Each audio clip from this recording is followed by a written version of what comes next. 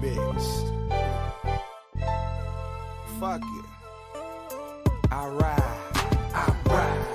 Got the top let down. Leaning to the right with the bass up loud. I slide, glide, choking on that lead. 2 miles per hour, so everybody sees you. Ride. Got the top let down. Leaning to the right with the bass up loud. I slide, glide, choking on that lead. 2 miles per hour, so everybody sees you. You see the European grill, so the lips glitz. Tank full of Theraflu, cause I be in them shit whips. Brick slip, roll with me, catch a contact. High definition popping, flipping out the armrest. See, I'm a rider, dipping in the catalog. Just got it fitted on some shit I need a ladder for. Come up in your hood stun when I leave, dude. 2 miles per hour, so everybody sees you. I can't deny, I feel I'm such a fly guy. Top chop, call him Sleepy Hollow when they ride by. I know the haters can't stand it. I ain't got a blemish on my Jolly Rancher can. Ride on, ride. Top let down. We been through the crowd with the bass up loud. Just slide, glide. On the slab when I creep. Take a bath or you put your ass on them seats. Ride. Got the top let down. Leaning to the right with the What bass up, what up, what up? I slide, glide. Choking on that lead. What's happening with y'all? Let me know when you get in the building. Jump in the comments. Jeremy Austin, what's good with it?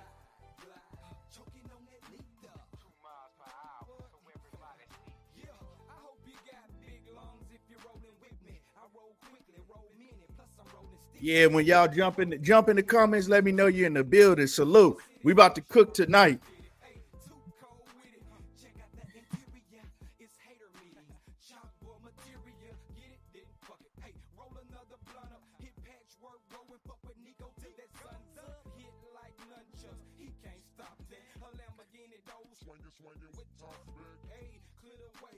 Lord Willingham, salute.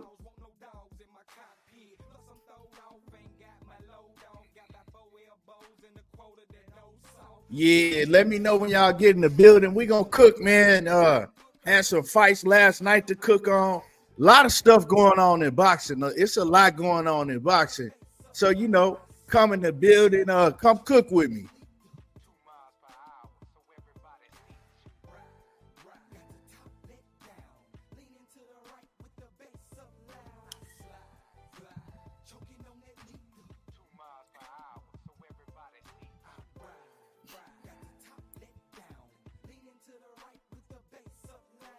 OG Sean the Don, what's happening with it? Salute.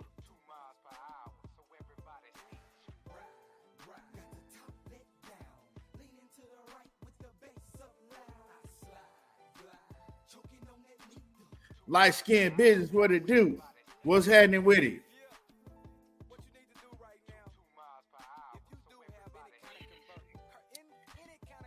It's heating up in boxing, y'all. Hey, shit getting real in boxing now.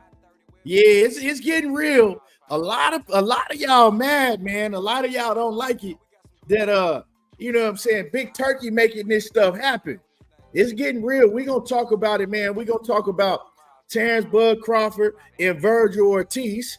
We're gonna talk about Shakur Stevenson, Zepeda, and what's next for Tank. What's next for Tank over there on the PBC roster? So we're going to cook on all this, man. I'm just waiting for some people to get in the building. Smash the like button if you is already in the building. Show some respect. Smash the like button. Yeah, man. Turkey ain't playing OG. OG Sean the Don. He ain't playing. And like I said, man, this is showing you, man, who the real boxing fans is. Because a lot of y'all out here mad, complaining. It's crazy. A1, who's on? What it do? What's happening with it, my brother? Yeah, so like I said, I'm just waiting for some more people to get in the building so I can start this cook. And if you're in the building, like I said, make sure you hit the like button.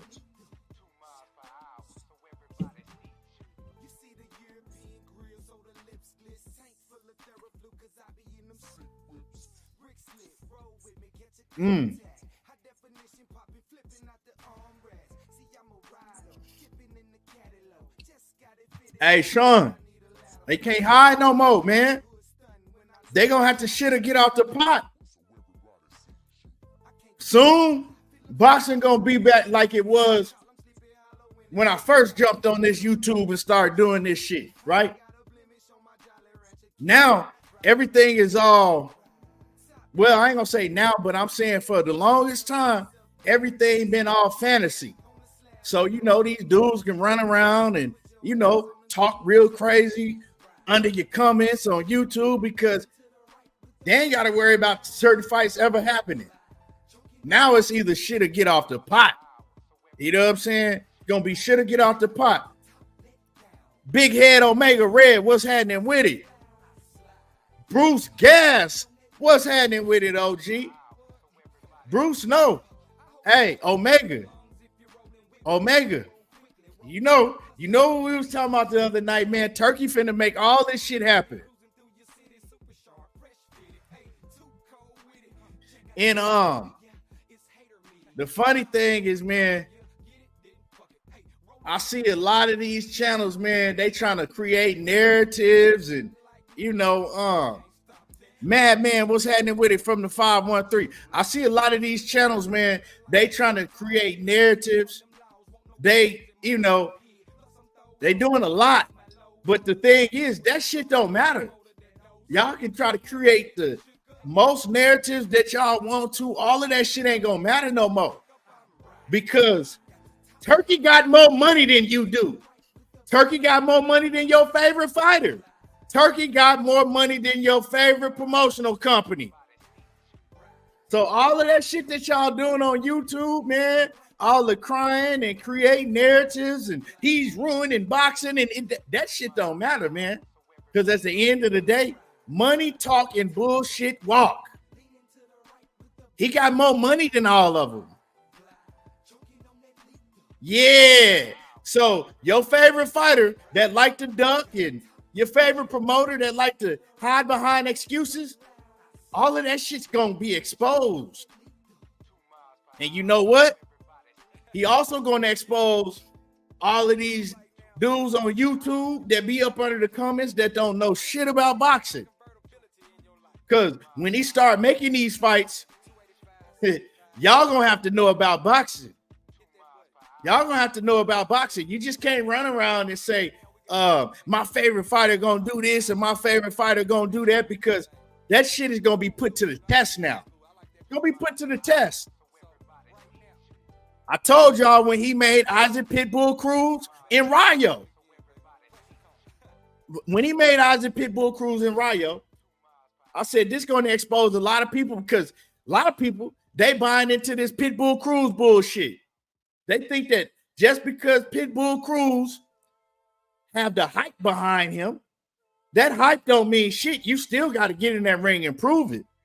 And just like I said was going to happen, Pitbull got exposed. It's going to be a whole lot more fighters getting exposed. Yeah. See, if you look real closely, right? If you look at things real closely, a lot of these fighters expose themselves, but the boxing community in the whole don't call them out on it, because it's a different mind frame and mentality of the fan now. If a fighter is telling you, I don't want this, I'll never fight this certain fighter because all he gonna do is move and run, or I don't want to fight this fighter because, you know, whatever it may be. If a fighter says that type of shit out of their own mouth, they're already exposing themselves, letting you know they do not believe they the best. Because a fighter that believes that he's the best, they don't care about none of that shit, because they're able to adapt. A lot of these fighters don't believe in themselves. Canelo Alvarez, he don't believe in himself. That's why he would not fight David Benavidez. He been exposed himself. Told David Benavidez, well, won't you go fight Caleb Plant? Won't you go fight Demetrius Andrade? These guys got to fight each other, and then I'll fight him. He did that. exposed him, called his bluff, went and knocked them dudes off, and Canelo still was making excuses. And it's a lot of that shit been going on in boxing. A lot of fans have adapted that mentality. Bruce Gas, am I lying? Am OG? Am I telling a lie? A lot of fans have adapted that mentality. And yeah. Miss Willingham, she say, you got that right. Lewis, well, is it a if I'm saying your name wrong, I apologize, but you got that right. I'm done with it. I'll ride with you right about that. I noticed that. But yeah, so let's get into this, man. I want to talk about, like I said, y'all come in the building.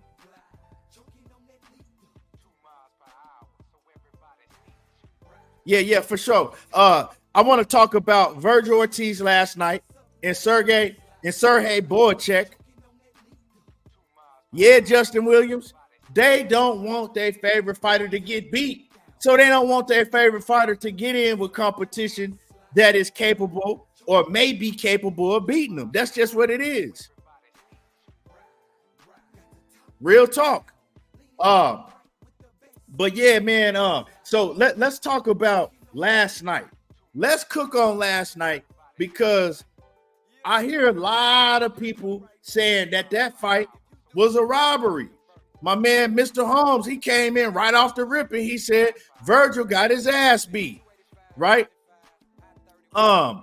He said Virgil got his ass beat.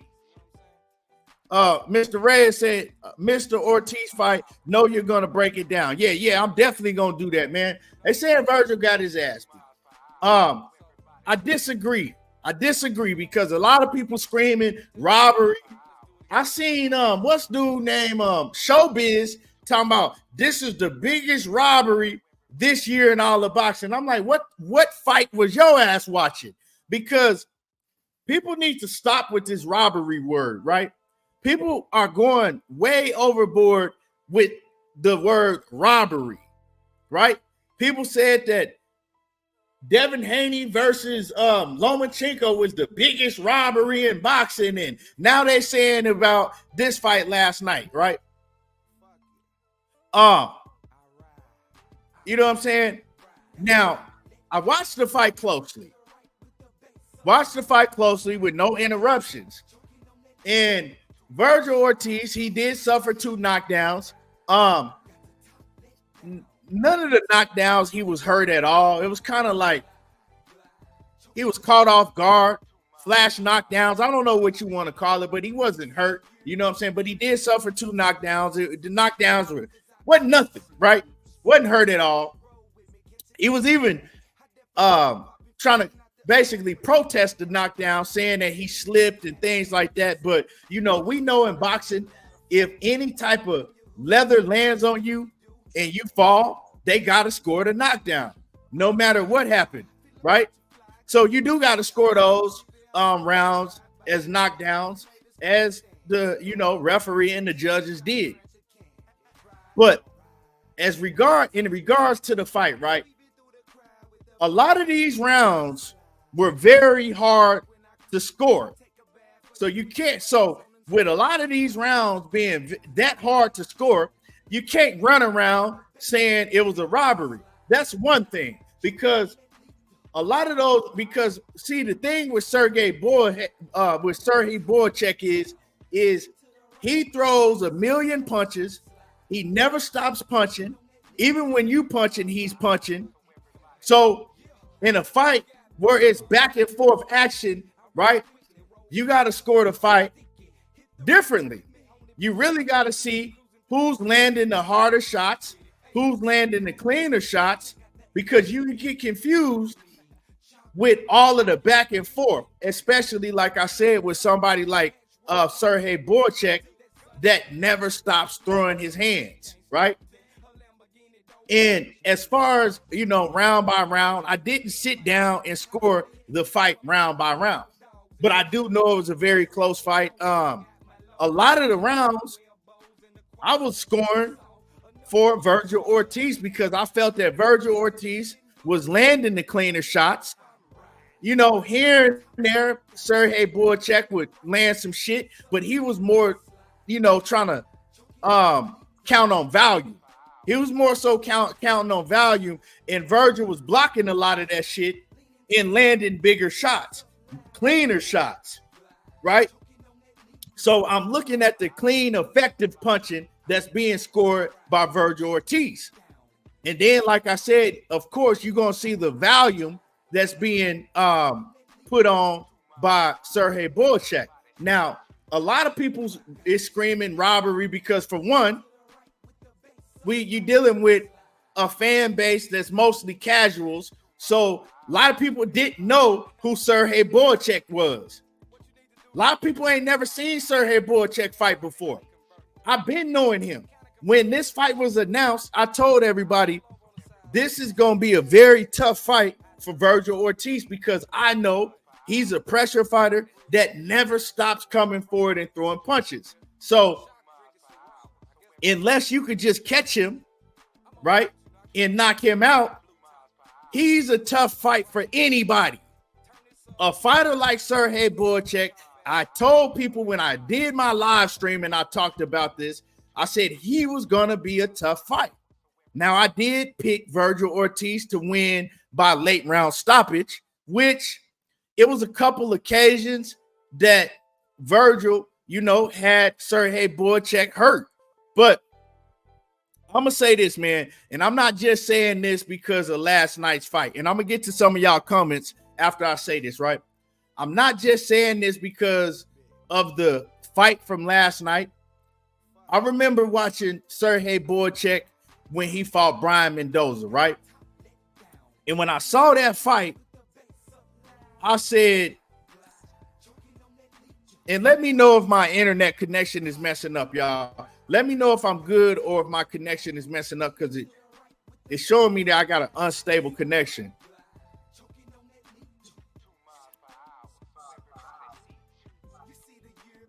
Let me know if my connection is good or if I'm choppy. Okay, I'm good. Okay. So when I saw Sergey BoChe versus Brian Mendoza, when that happened, I said to myself, I know when a fighter is on some shit, right? I know when a fighter is on some shit. Y'all can say what you want to because a lot of people think that they do extensive testing in, you know, all of these fights. The truth is they don't. The truth is a lot of these fights that are not big name fights, they don't really do testing like that. They'll do a piss test and that's pretty much it. So they're not testing these fighters throughout training camp. They'll do a piss test, you know, maybe before the fight and after the fight, and that's it. And that shit is easy to pass. It's easy to pass a piss test. Now, I'm saying this because I know when a fighter is on some shit. And I said it when he fought Brian Mendoza. Sergey BoChe, to me, I think that he's on PEDs because the way that he fights, the way that he recovers hella fast when he gets hurt, that shit is just, it's red flags to me, man. That dude never stops punching. He never stops going forward. He never gets tired. And like I said, on top of that, man, when you hurt him, he recovers too fucking fast. He recovered fast as hell. And I said this same shit when he fought Brian Mendoza because Mendoza was hitting him with some shit to where you like, man, Mendoza got power, real power. And this dude just keep coming forward like Terminator. And if you go back to 2019, when Sergey BoChe fought Brandon Adams, his chin wasn't like that. Brandon Adams caught him with one good shot, hurt him, followed up, and got him up out of there, and he was done for. Now, all of a sudden, this motherfucker's like Terminator. So that's just my beliefs. I know how boxing works. I know they don't test like that. So, yeah, do I believe 1,000% that Sergey BoChe is on some shit? You know, and I know, right? If you go do research, I bet you they didn't have VADA tested, and I guarantee you they only had piss tested. They didn't have blood tested. I guarantee you they didn't. So, man, that's just my thoughts. But as far as going back to the fight, man, it was a close fight, man. And in a close fight, you can never say it was a robbery, right? You could say because people gonna score fights differently. Maybe you looking at the value and you getting fooled by the value, but you're not looking at the clean, effective punches that's being landed by Vergil Ortiz. Personally, I thought that Vergil Ortiz won the fight, or it could have been a draw because of those knockdowns. It's a fight that you can't really just go off of and run and start talking about it was a robbery and all that shit unless you watch the fight closely several times. That's a fight that I have to go back and watch myself. You know what I'm saying? But I know it wasn't a robbery. Definitely not a robbery. A close fight, cool. Let's call it a close fight. I knew it was going to be a close fight if Vergil Ortiz couldn't knock him out. It was expected, but man, it was a hell of a fight. Fight of the year candidate, and they both showed, man, they dogs. They went in there, man, and gave it they all, and that's how you fight. That's how you go out there and lay it on the line, right? If it's a fight that close and y'all are that evenly matched, that's what I want to see. Go out there and lay that shit on the line. And they did that, man. And I just got to take my hat off to them, man, for giving us a great fight last night. So let's stop all of this crying about it was a robbery and I can't believe this. And nah, man, just because y'all didn't, a lot of people that's saying this shit didn't really know who Sergey BoChe was, and y'all expected Vergil Ortiz to run through him, it don't mean it was a robbery. Straight up and down. Because it definitely wasn't no robbery. Now, if somebody wanted to tell me that they felt Sergey BoChe won a close fight, I'm cool with that. Somebody want to tell me that they feel that Vergil Ortiz won a very close fight, I'm cool with that. But that robbery word, y'all got to cut it out with that robbery bullshit. Now, let me get to some of y'all comments, man. And smash the like button. Big Dog Willie, man, I appreciate you for coming through, you know, and at least showing some support, man. Always.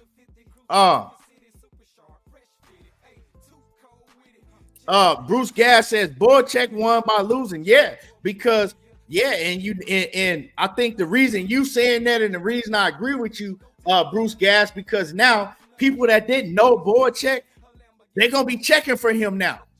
They really gonna be checking for him. He put his name on the map because, you know, a lot of people think that he beat Vergil Ortiz and they were shocked by the way that he performed. I wasn't one of them. I definitely wasn't shocked by the way that he performed. If you go watch his fights, you know that's how he coming. Trap Underdog 4L said Virgil won. Blaze, yeah, hit the like button, y'all. Smash the like. Mr. Holmes says Virgil was hitting a lot of gloves. Virgil was hitting a lot of face too.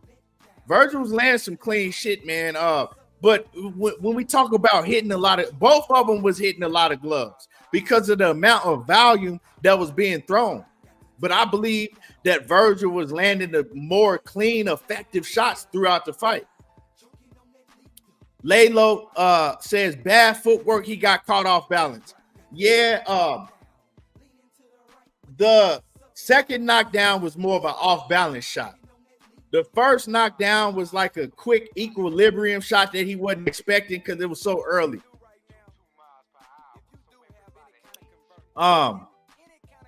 Omega says, I think you might be talking to somebody else. Unbiased Graham says close fight, not a robbery. More like a Santa gift. Nah, it wasn't. I don't think it was a gift neither, man. It could have went either way. Like I said, and I think that you know, Virgil went out there, man, in the championship rounds. Virgil went out there and he definitely put in the cleaner, better work in the championship rounds. Trap Dog says when Virgil got knocked down, he came back out swinging harder than BoChe and had him. He came out, bro. He came out the gate every time he got knocked down. He came out the gate trying to get that shit back. You said and had him balling up and backing, had him backing up while Virgil hitting him with good body and head work. Yeah, man, I agree. Uptown says it was a close fight, but I believe BoChe should have got the nod because he's a champion.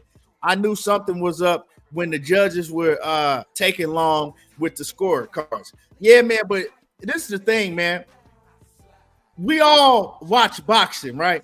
By now, we should know how boxing works, right? If it's a very close fight like that, they're gonna give the fight to the superstar. They're gonna give a fight to the superstar, the one that brings in the most money. That's just how boxing is. So if you're a B-side fighter, even though he was the champion, if you're a B-side fighter, man, you got to be able to close the show.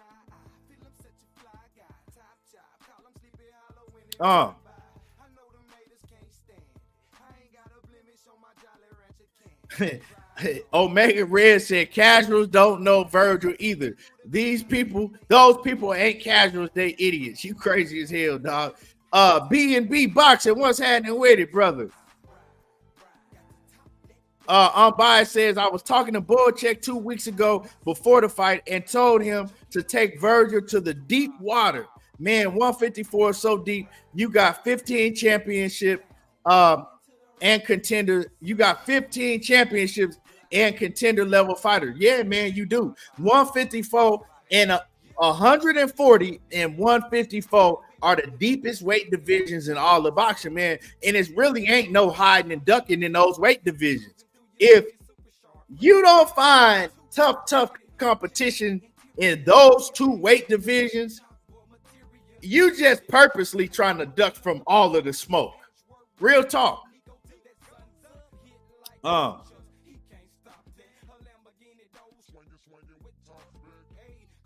Let me see.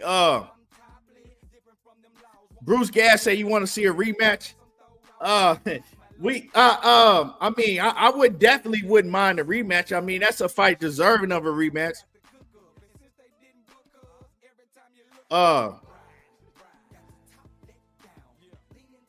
T-Rex says, yeah, it's ridiculous for people to be saying it was a robbery. It was a hell of a fight. Both guys left everything in the ring. I agree. Ortiz won the fight. Great show. Appreciate you, man. And y'all, the ones in the building, smash the like button. If you in the background watching, there's a lot of y'all in the background watching, hey, comment. If you got something to say, be free to comment. Adam Hurley says, who do I think the best at 154 is, including Bud? Give me a second.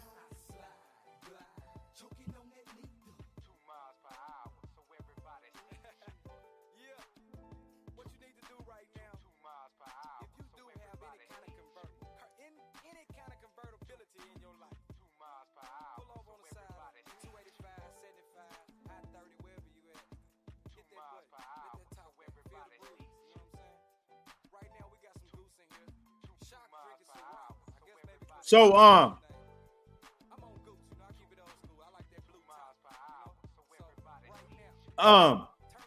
to answer your question, right? To me, if he is healthy, right, at the top of his game, you got to say Jermell Charlo. Jermell Charlo's the best fighter at 154 if he's healthy. The only problem with that, and the reason I say if he's at the top of his game and healthy, is because he had a 16, 17-month layoff, right? And a hand surgery, and then moved up 2 weight divisions and fought Canelo Alvarez. He haven't fought at the division in how long has it been since Jermell Charlo fought at 154? Let me pull this up. Let me see. Jamel Charlo. Jamel Charlo ain't fought at 154 pounds in over 2 years, right? So he ain't fought at 154 in over 2 years. So we don't exactly know if Jamel Charlo is still the same fighter that he was when he fought Brian Castano and stopped him, 2.5 years ago. We don't know if he's still that same fighter. But if Jamel is still that same fighter at 154 pounds that stopped Brian Castano, Jamel Charlo is the best fighter at 154 pounds, even over Terence Bud Crawford, because he is the one that reigned in the division. Until you beat Jamel Charlo, he the best in that division. Just don't know how he gonna look coming back to the division. But if he looked the same way he did the last time he was at 154, he's the best. Then you gotta say,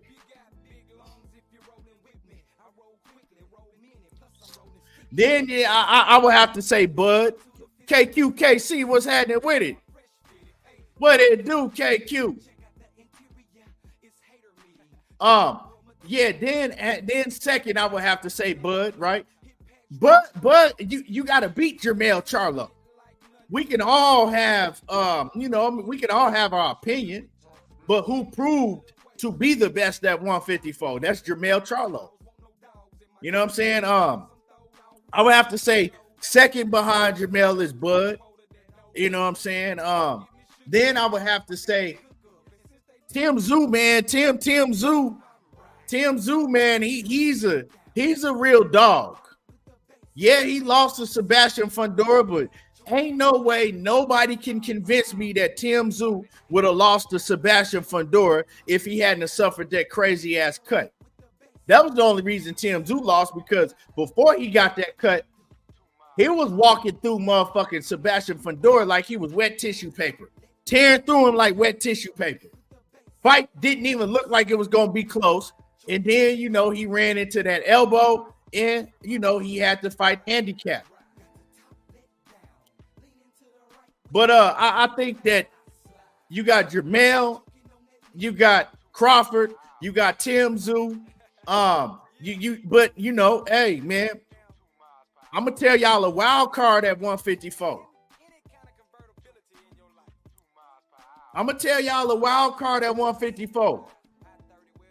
A wild card is Erickson Lubin. Now, the problem with Erickson Lubin is he's not active enough, and his chin, right? He got suspect defense. But Erickson Lubin, he got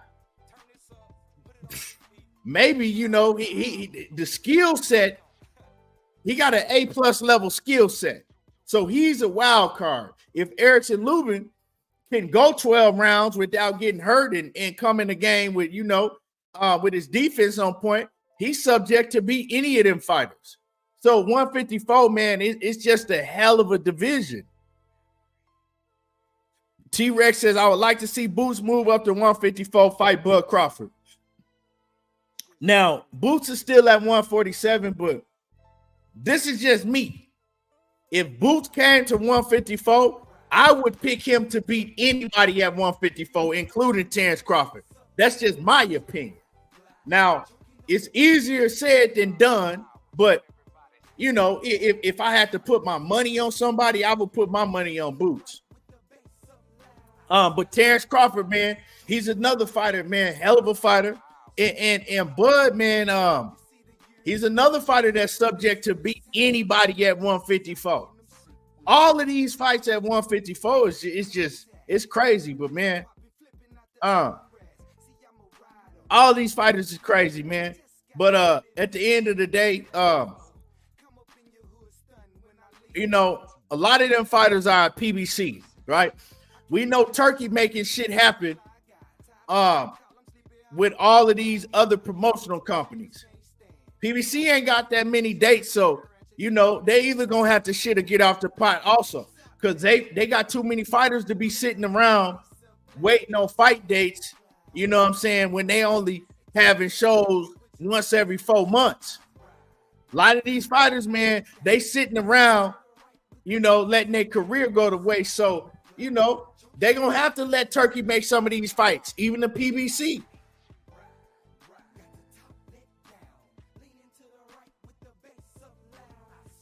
You know what I'm saying? Bina Moore Hernandez says, you see Turki loves the Mexican fighters. I see Turki love boxing, period.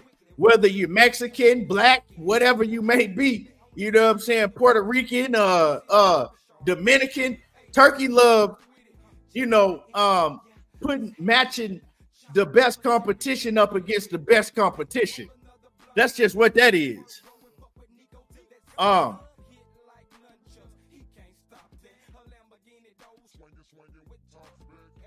And so let's talk about Ortiz and Terence Bud Crawford. Smash the like button. Y'all smash the like button for me, man.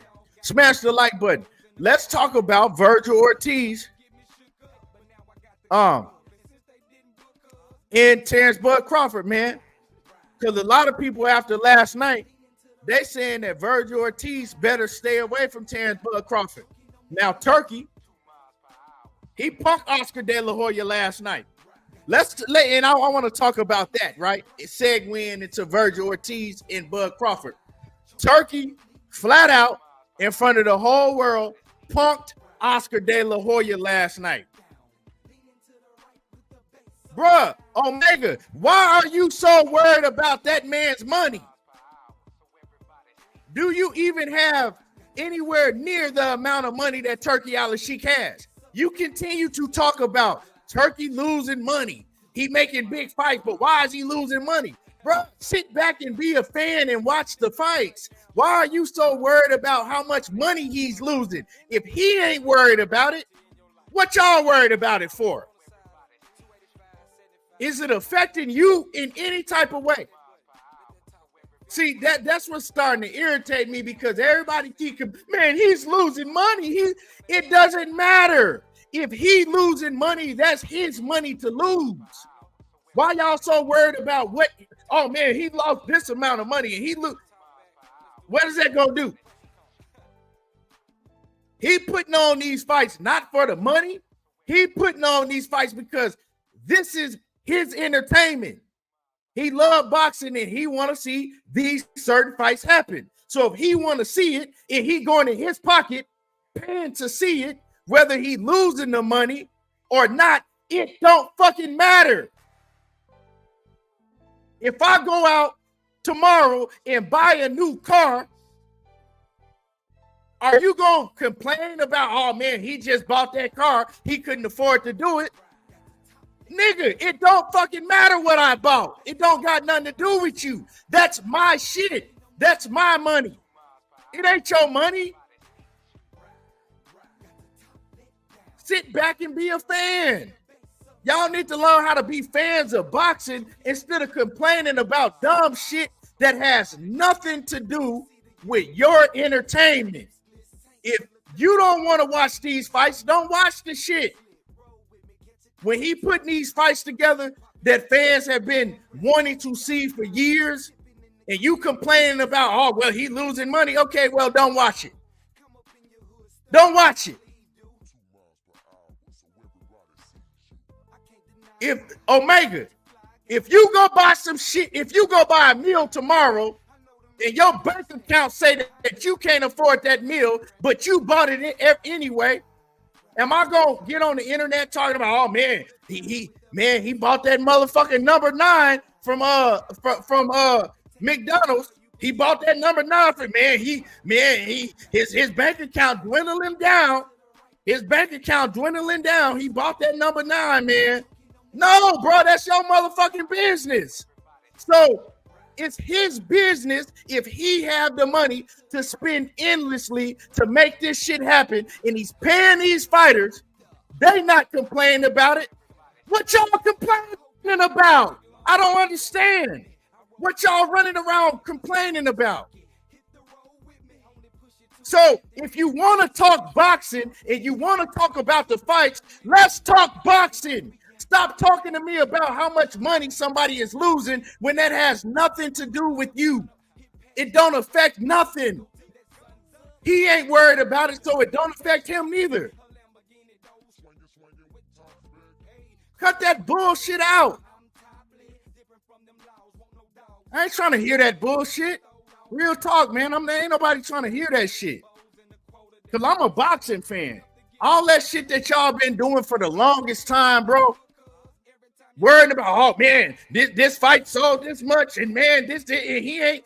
It don't matter now because if he paying for the shit, we getting the fights. What's the problem? Explain to me what the problem is.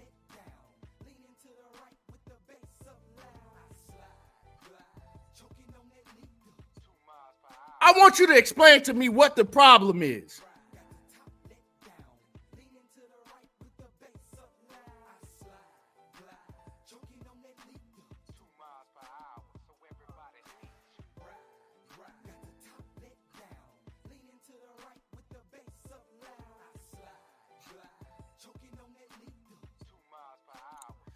Somebody said, what fight has he put together that we've been, I don't know what the fuck you've been wanting to see, but he putting together a lot of fights that I've been wanting to see.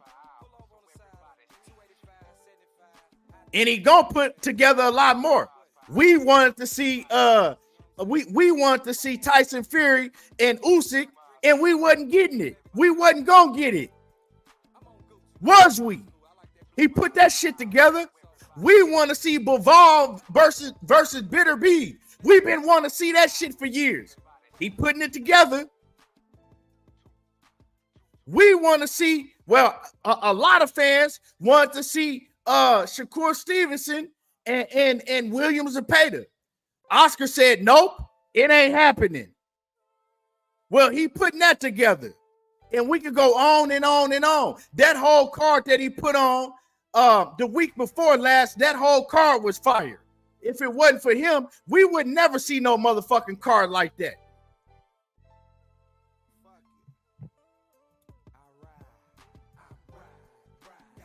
So, man, y'all, you know what I'm saying? Y'all sound, man, y'all exposing yourselves as you know what I'm saying? Y'all just want to interrupt shit. Y'all just want to be, you know what I'm saying? Just interrupt the shit that's going on and have some shit to fucking cry and complain about. That's it. That's all.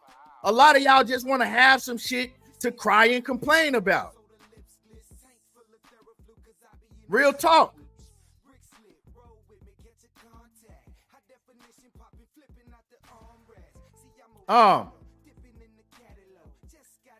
KQ says y'all don't see the bigger picture. And at the end of the day, it's bigger than boxing. If you know your politics and the company he keep, I already proved once. Yeah, I'm not into all of that politics and he gonna do this, and I know what he doing right now, right? We can't say, well, he's gonna do this and he's not gonna do. We know what he doing right now.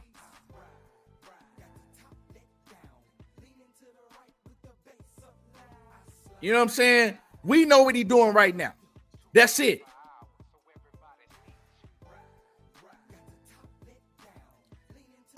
Big Dog Willie, salute. He says, Keon, them fools worry about Canelo and Tank can't monopolize and pull Super A side.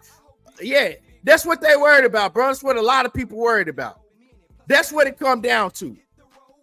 He says, them fools worry about Canelo and Tank can't monopolize and pull Super A side. Pocket watching at the highest degree.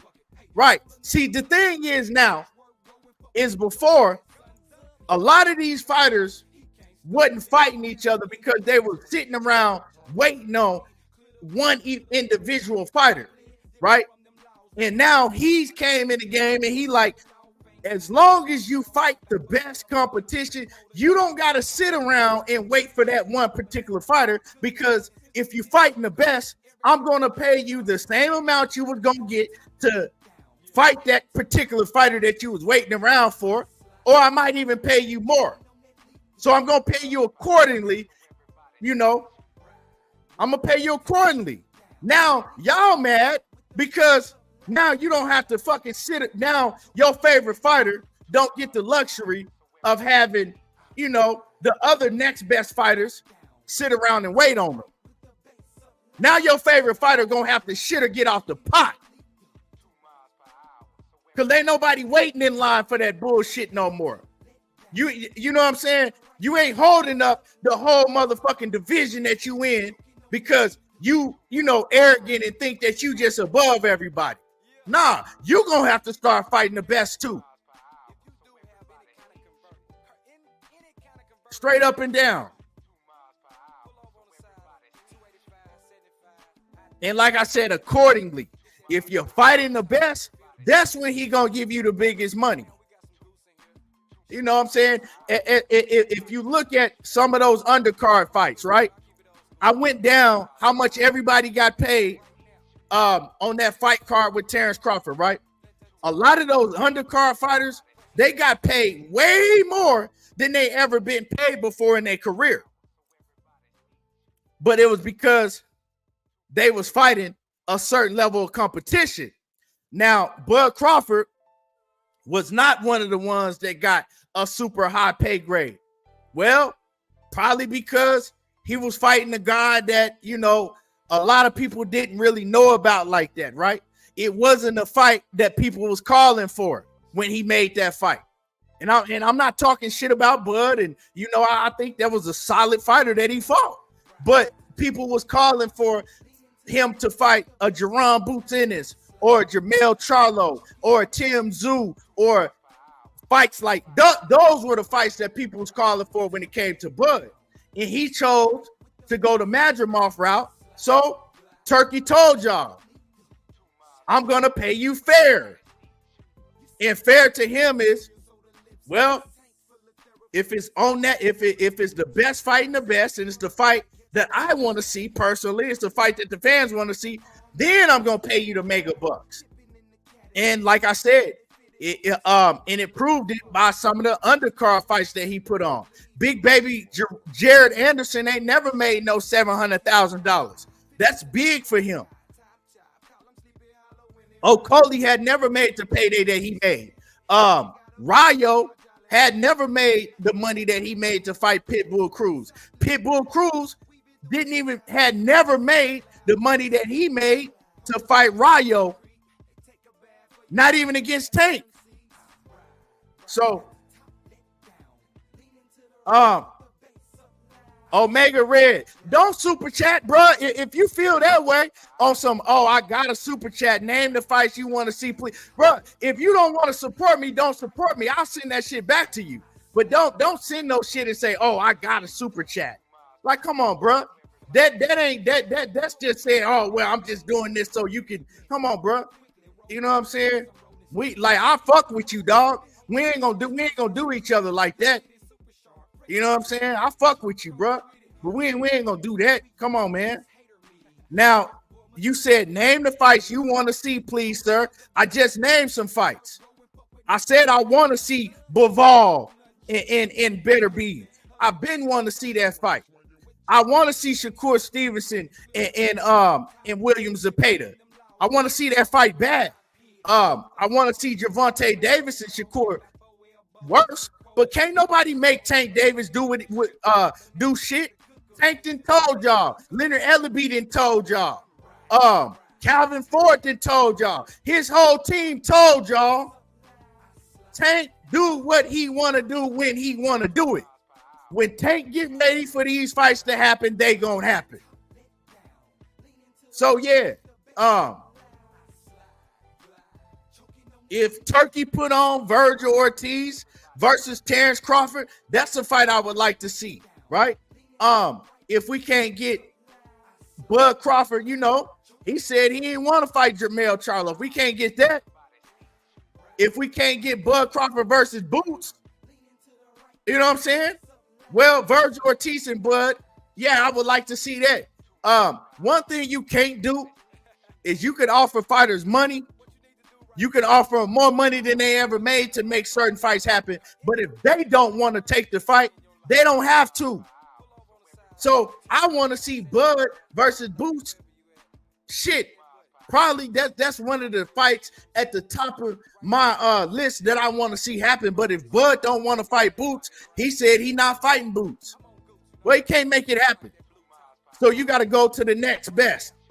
You know, in all of these fights, he can't make all of these fights in one night, but he's making them. He's showing them. He's showing us that he is, you know, he gonna make these fights happen, man.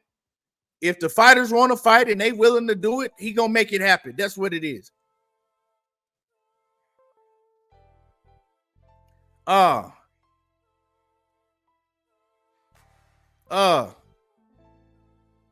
Yeah, so Turkey definitely making the fights I want to see.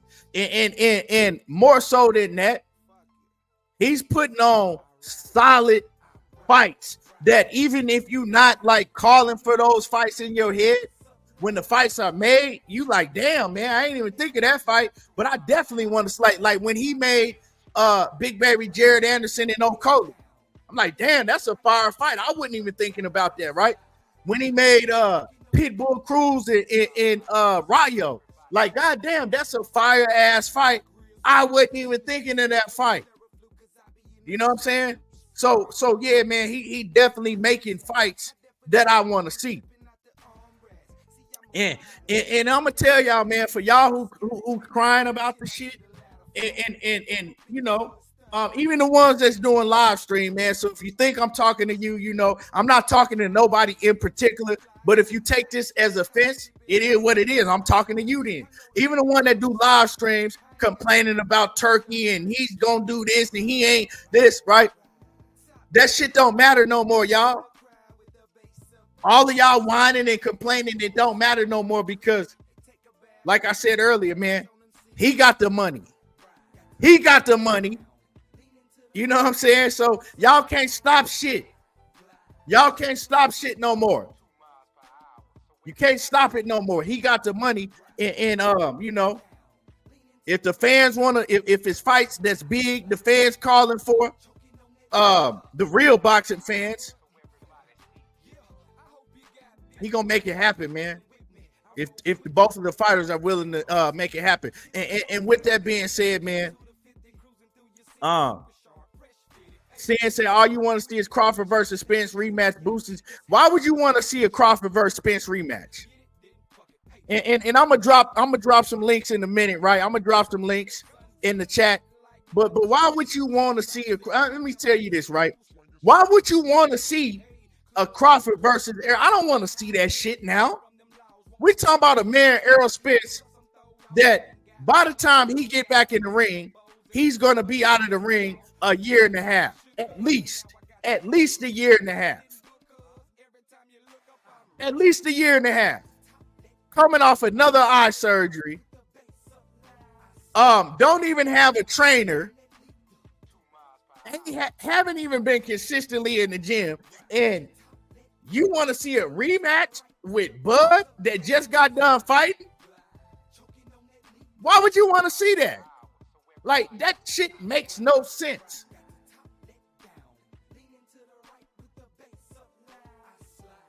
Spence is the only reason we talking about Crawford. I mean, no, it's not, because I wasn't even thinking about Errol Spence. Nobody said nothing in this chat about Errol Spence except for you. And Errol Spence is definitely one of my favorite fighters by far. But you brought up Errol Spence. Nobody was thinking about Errol Spence. So you the only one that's thinking about Errol Spence right now.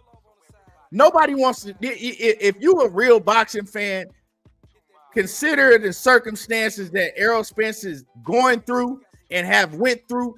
Why the fuck would you want to see Errol Spence and Terence Bud Crawford? Like, why? That don't even make sense, dog. Now, if you say if Errol Spence comes back, beats whoever he fights, looks good doing it, then you want to see a rematch between Errol Spence and Terence Crawford, then that makes sense. But to just come in here and say, oh, man, Terence Crawford don't matter. And the only fight I want to see is Terence Crawford versus Errol Spence rematch, bro. That shit don't even make sense. Nah, man, Omega, you get that liquor in your system and you just get to saying shit.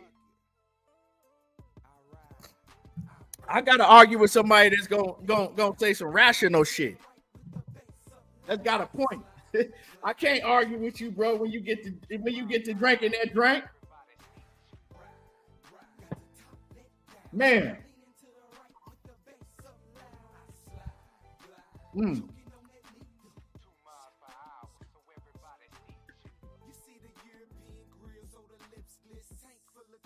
Diana, salute to the Queen Diana in the building. Salute, Queen.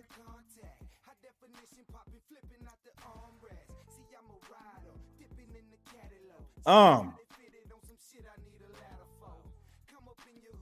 mean, Omega. If that's your truth, Omega, I respect it, dog.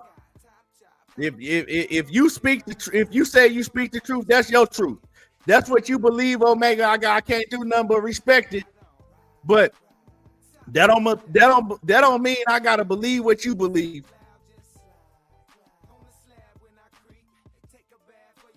Nah, man.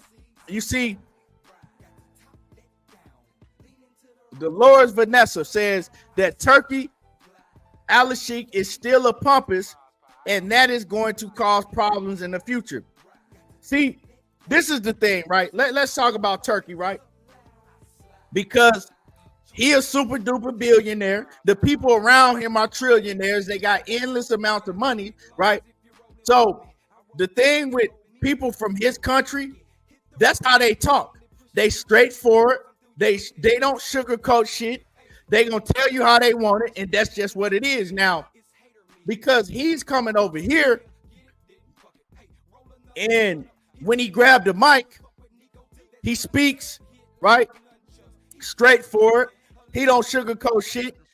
A lot of people looking at it as arrogant, right? They're looking at it as arrogant, right? But when your favorite fighter talk like that, like when Canelo Alvarez tell you, I don't give a fuck. I do what I do what I want. I rule this. I do what I want. I don't give a fuck. When he tell you that, y'all don't complain talking about he's arrogant.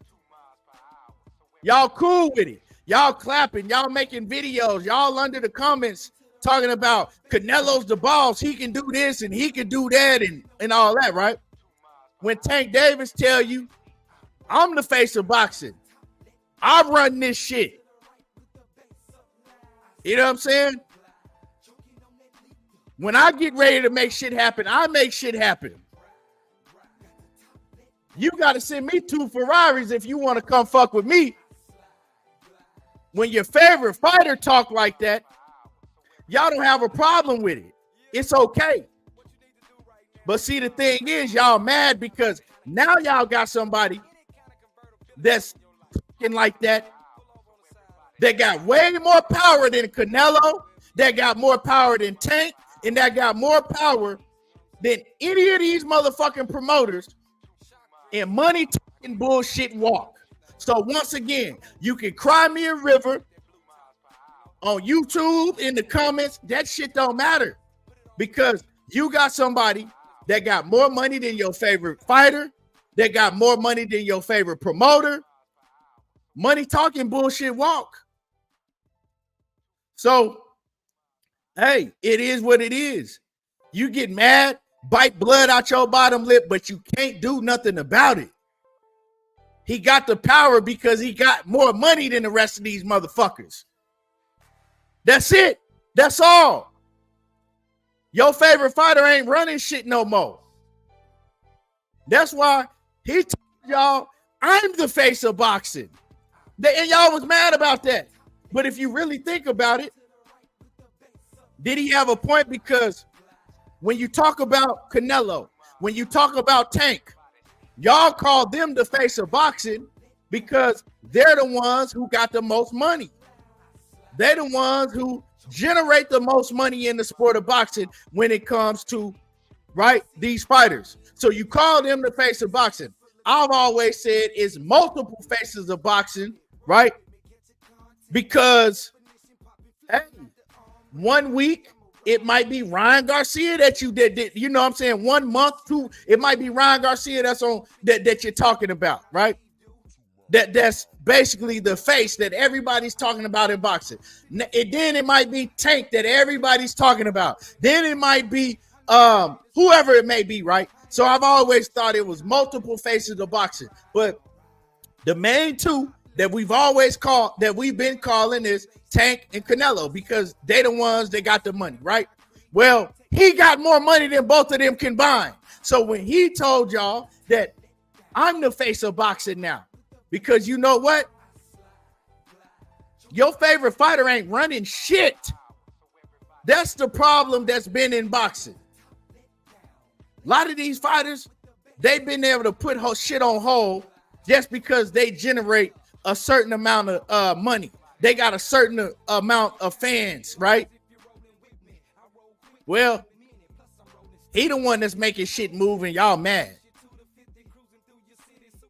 I got you. I'm finna drop the link right now in a minute. Let me finish this. Let me finish cooking on this next subject real quick, and I'm gonna drop the link. So, like I said, man, y'all can be mad. Y'all can make a million videos. Y'all can do and I'm not talking about nobody particular. Y'all can talk about this shit until your face turn blue, but it's not gonna change shit because he got the motherfucking money.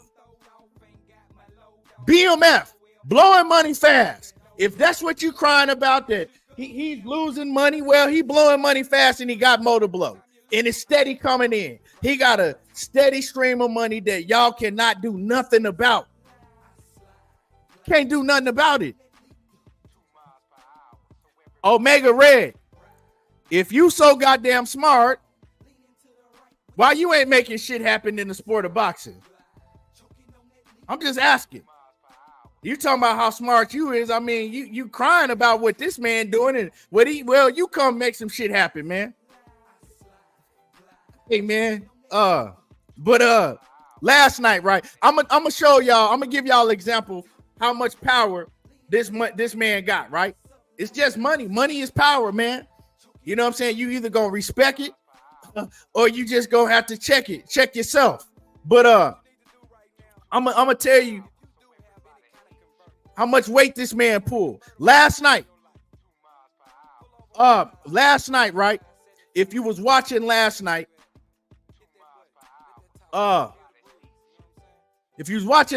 right? Turki grabbed the mic. He was standing right next to Oscar De La Hoya, and he told Oscar, "This is the fights that I want, and you gonna make it happen. I want Shakur Stevenson and William Zepeda, and I want Vergil Ortiz and Terence Crawford." Right?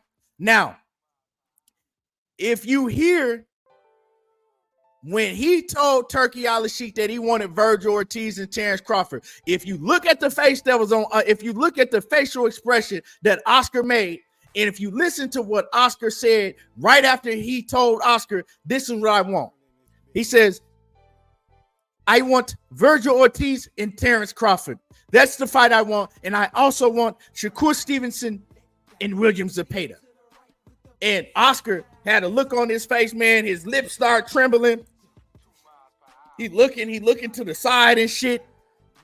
And Oscar says, "Well, we also got, they also have Tim Tszyu in the running to fight Tim Tszyu in the running to fight Terence Crawford." This motherfucker pulled Tim Tszyu in the conversation. That's a PBC fighter, and said that Tim Tszyu is also in the running to fight Terence Crawford. And Turki said, "No, I don't want Tim Tszyu. I'm not interested in Tim Tszyu to fight Terence Crawford. Motherfucker, I said Vergil Ortiz." Now, when have you ever heard Oscar De La Hoya mention a PBC fighter to fight another fighter instead of one of his fighters? That's at that moment, I knew that Oscar De La Hoya absolutely wanted no parts of Terence Crawford and Vergil Ortiz. And what Turki Alalshikh is doing is he's making sure he get these promoters in front of the whole world, and he punking them. He calling their bluff. Because if you listen to Oscar De La Hoya, right, when he's on social media, when he's doing his interviews, what is he saying? Oh, we want Vergil Ortiz and Terence Bud Crawford. Oh, that's the fight that we want. That's the fight that we're going to try to make, right? But he's lying. He's just saying that shit because he's piggybacking his fighter's name off of other fighters like Terence Bud Crawford when he has no intentions on making these fights. He don't want to make these fights. So Turki, he sees that shit. He'll get you in front of the whole world on national TV and say, yeah, this is the fight I want. Look you dead in your face and say, yeah, you're going to make it happen. And you seen him do that shit to Oscar last night and completely punked his ass. He punked Oscar. And Oscar didn't know what to do. He didn't know what to say because he was put on the spot. He put him on the spot. And you seen it in Oscar's face, man, how fucking terrified he was. And he couldn't tell that man no because Turki like, I got the fight. I got the money. Y'all need me. Y'all need me because I got the money. Ain't no more making excuses, hiding your fighters. Ain't no more of that shit. And he's exposing promoters like Oscar, man. He's exposing these motherfuckers because for the longest time, man, I've been knowing these promoters is full of shit. They'll tell you one thing and get behind the scenes and do the exact opposite. William Zepeda and Shakur Stevenson. Oscar De La Hoya did not want that fight. William Zepeda's trainer, Panda, he told on Oscar. He said, we talked to Oscar.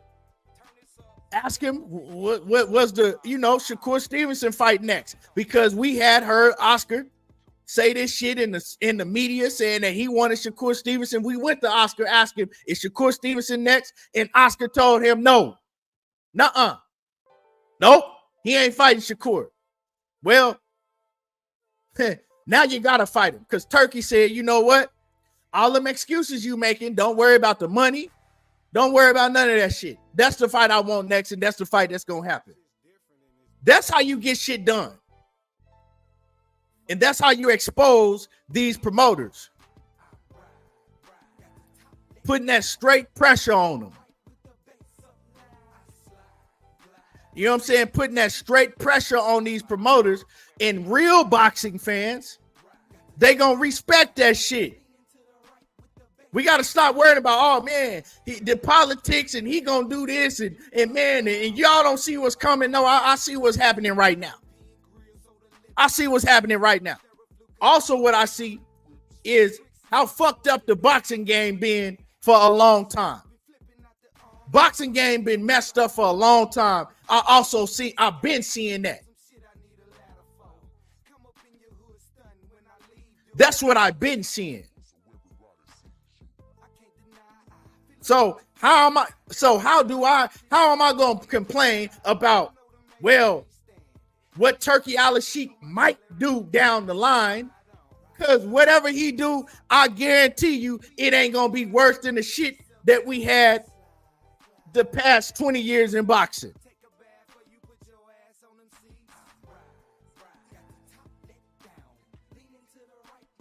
You know what I'm saying? Straight up and down. So the only ones that's crying about this shit is extreme Gervonta Davis fans and Canelo Alvarez fans. Everybody else cool with it because we cool with the product that we getting. Straight up and down. So if your favorite fighter can tell you what he ain't gonna do, why y'all mad about a man coming in the sport and tell you what he gonna do? And got the money and the power to do it. Straight up and down. You know why? Diana, you just want the fights because you're a real boxing fan. He's not only exposing the promoters, the fighters, he also exposing these so-called boxing fans.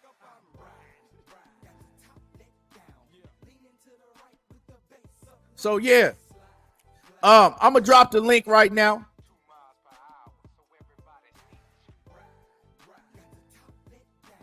I'm gonna drop the link right now. And we're gonna cook for a minute, and then I'm gonna get up off here.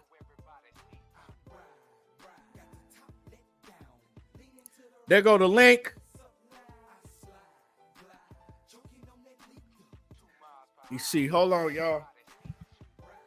And KQ, I dropped the link. I just saw your text, KQ. I dropped the link.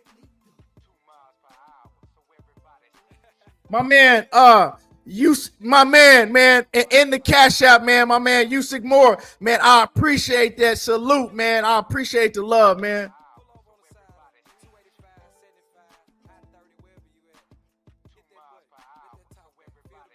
Yes, sir. Big KQKC, what's happening with it? What's happening with it, man? What's going on? How What's you good doing? with it, KQ? Man, I'm like Diana, but Diana, sweetheart, you gotta stop saying facts, because facts means exactly right, and nothing is facts unless you know the paperwork and things like that.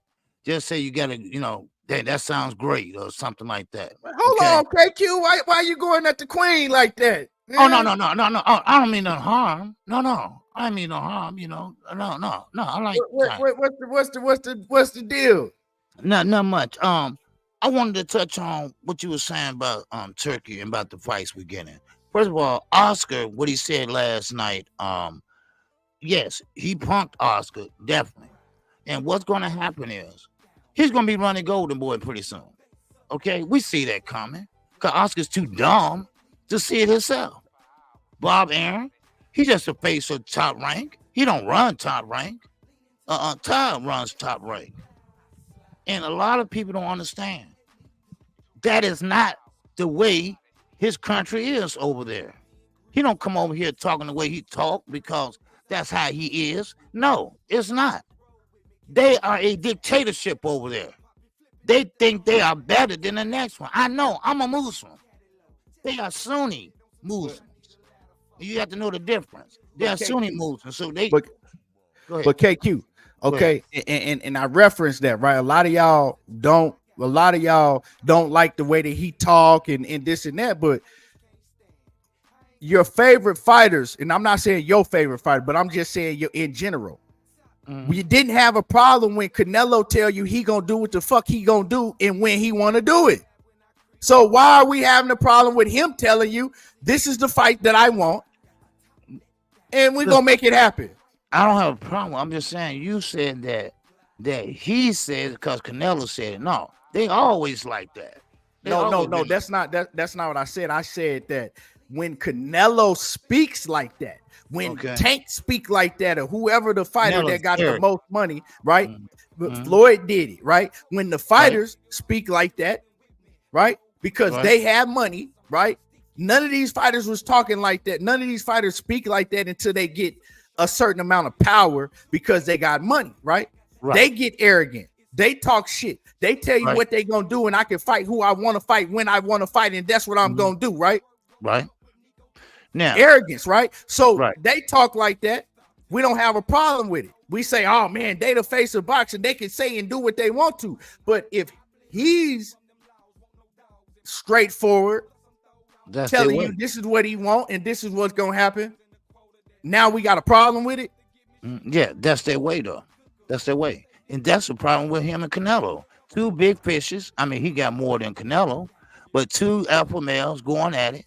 And that's why Canelo said, I don't like the way you talk to me.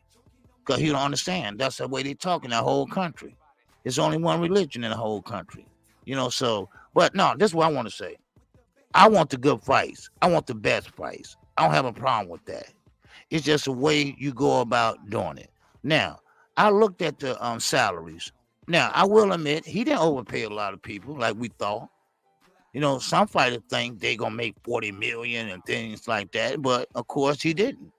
So I mean I'm like Diana, I just want the fights too, you know, but a lot of people figure like Al Heyman. Al Heyman already 2 or 3 steps ahead of him. Al Heyman Al know, Haymon. Hold huh? on, KQ. Let me ask you this, right? Yeah. Because I hear a lot of people running with this Al Heyman narrative shit, right? Mhm. How, you got to explain to me how Al Heyman is 2 or 3 steps ahead of him when Al, like, let's speak of the facts. Okay. Let's really talk about facts and not, you know what I'm saying? We gonna get down to the nitty gritty because a lot of people Mhm. running with this Al Heyman shit, right? Mhm. And of course, man, when Al Heyman came in the game, I was a huge supporter of what he was doing. He was putting a lot of black fighters on, man, and it ain't about just black fighters. It was like he was putting on. These fighters was getting paid Mhm. well for the first. They started 2015, so let's say all the way until like 2018, right? Okay. Then you suddenly start seeing fighters sitting on the shelf, year, Mhm. 2 years, fighting once every year, once every 2 years, right? We Right. seen this, so we can't act like we didn't see this, right? Mhm. Now we seeing Al Heyman's company, PBC, Mhm. they only putting on fight cards once every 4 months. Mhm. Everything is on pay-per-view. So Right. you got to explain to me how Al Heyman is 10 steps ahead of anybody right now. When what do we see to show us that? They not on Showtime no more. Showtime got rid of them, right? Right. Right. Rid of boxing, just rid of boxing all the way around, right? Mhm. Like what's going on? I mean, I mean, you want to see fights once every 4 months and well, see, pay $90 for it? see, I'm gonna say what I can say. Well, first of all, he's not taking no more fighters. Okay, that's gone. No more fighters. And the fighters that he does have, he's gonna try to make fights for him. Now we got a lot of fights come down the pipe they plan on doing. Now this didn't come from Al Heyman, of course, you know that came from, and so they free fights I'm talking about, and so he can keep everybody busy 2 fights a year at least. Now he's gonna have to cut down the stable some because he does have the largest stable in the Boston. So that's a start. Now also he's looking for another platform. A lot of people don't know about that. He's looking for another platform to pretty much probably put on these fights. But he knew that Turkey was coming. He knew what he was coming to do. He knew that already. You know, he always been, you know, how many times we have heard that Al Heyman's going out of business? How many times have we heard that Al Heyman messed up everything? Everything went to Al Heyman. Al Heyman always rise to the occasion. Now, of course, he's an advisor, and you got to have a promoter, a promotion company, because he can't do a lot of things. So he needs Samson. He needs GDT. He needs Mayweather Promotions. You know, so I see that's coming. Now, Turkey don't like that. Why? Because Turkey cannot pretty much persuade. Let me put it that way. Them to go along and get along to go along, get along or go along, whatever. You know, so Al Heyman's still doing his thing. Gervonta Davis, yeah, we heard about Turkey trying to buy Box Rec, and Box Rec said, no, no. Now, Keon, what are you trying to buy Box Rec for? I'm just curious. I asked Knockout that this morning. Now, what are you buying Box Rec for? I don't know nothing about that. I haven't heard anything about that, so I'm not familiar with none of that. But I just got a question, KQ, man. We got to rewind back a little bit because you said that Turkey is 10 steps ahead of Turki Alalshikh. I mean that Haymon is 10 steps ahead, and you saying that what they're trying to get, you know, they trying to get this and they trying to do that. We got to talk about what they got right now. What they're doing right now, what we see right now. We can't talk about, oh, well, they trying to get this network, because people were saying that before they got Amazon Prime. Well, they're gonna put on free fight, they're gonna do this and what the only thing that we know one time before though. But I'm saying the only thing that we know Right. We got to go off of what we know, not what we think they trying to do. Only thing we know is they have a, you know, partnership with Amazon Prime right now. Right. And we know that Amazon Prime In PBC, they only putting on fights once every like 4 months. Okay. That's it. That's all we know. So this is me, right? They're not a step ahead of nobody in the game right now because we can speculate that they doing this or they trying to do this and they trying to do that. They're not doing nothing right now. They're doing what we see. They giving us, you know. I think the Gervonta Davis card was a hell of a fight card they did, right? But yeah, you gotta admit they just got with Amazon Prime. Amazon Prime ain't dumb either, you know. And okay, but what do we know? What do we know with that? What's going on with them in Amazon Prime? What do we know about them getting any other deals with any other networks? That's what I'm trying to tell you. They working on that now. I can't tell you which ones. I can't. They looking for one more network. But see, the thing is, KQ is you believe in that. Oh, no, wait a minute, hold on. It's not only Al Haymon. You know, I like all promotional companies. You know, and that's the thing about it. You know, Top Rank too. You know, Top Rank too. They seem like they're giving up. Well, this is the thing, KQ. You believe in that you know that you know PBC they got this ace in their back pocket, this and that. The bottom line is, man, is that the Saudis and Turki Alalshikh got way more money than PBC or any of these other than any of these other promotional companies, bro. They do money. Huh? You get the oil money. Yeah, they have more money. They have more money, so money is power. So at the and what he's done is he's brought all of these promotional companies together. He has Eddie Hearn. He has what's the other promoter that's over in the UK? Eddie Hearn. No, Eddie Hearn and Frank Warren. He got Eddie Hearn and Frank Warren, right? He done brought them together. They didn't do no business with each other forever, right? Brought them together. He got Top Rank. He got Matchroom. He got all these promoters band together working with each other now. So now, you wait a minute, hold tell on. Me yeah, he'll have PBC. Now, but why? I didn't. That's where I'm getting at. That's where I'm getting at, KQ. So he got all of these fighters, all of these promoters working hand in hand together, right? And Golden Boy. I forgot Golden Boy, right? That all of these promotional companies he got together. PBC the only one that's left out. So they're gonna have to shit or get off the pot. That's what y'all not seeing. PBC is the only one that, well, I don't even know. PBC might have a relationship with him too, because PBC did put some of their fighters on his last card. Right. But I don't know, right? But if PBC, you know how that go though. You know how PBC go, like Danny Jacobs. Danny Jacobs fought for DAZN and he still was with PBC. So right. So, but what I'm trying to say, right? If PBC is the only one that's left out that refuses to get in line, bro, that's just what it is, KQ. If they the only ones that refuse, that's gonna hurt them. That ain't gonna do nothing to nobody but them, because now they're able to make the biggest and best fights happen because they all working with each other. Okay, now you only got so many fighters that's gonna be on the PBC stable making fights with it. They're gonna run out of fights. You said that Turkey pretty much it's his money. He can spend the way he wants. Well, first of all, it's not his money. It's a team of them.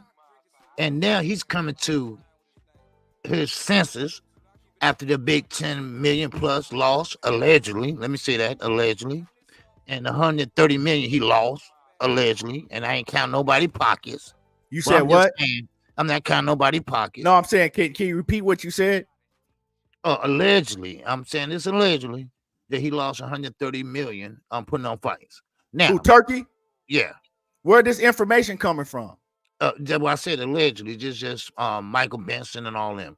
Now, well, I'm saying, but like, where are they getting this in? Because see, I don't like to say shit like that because that could be a 1,000% lie.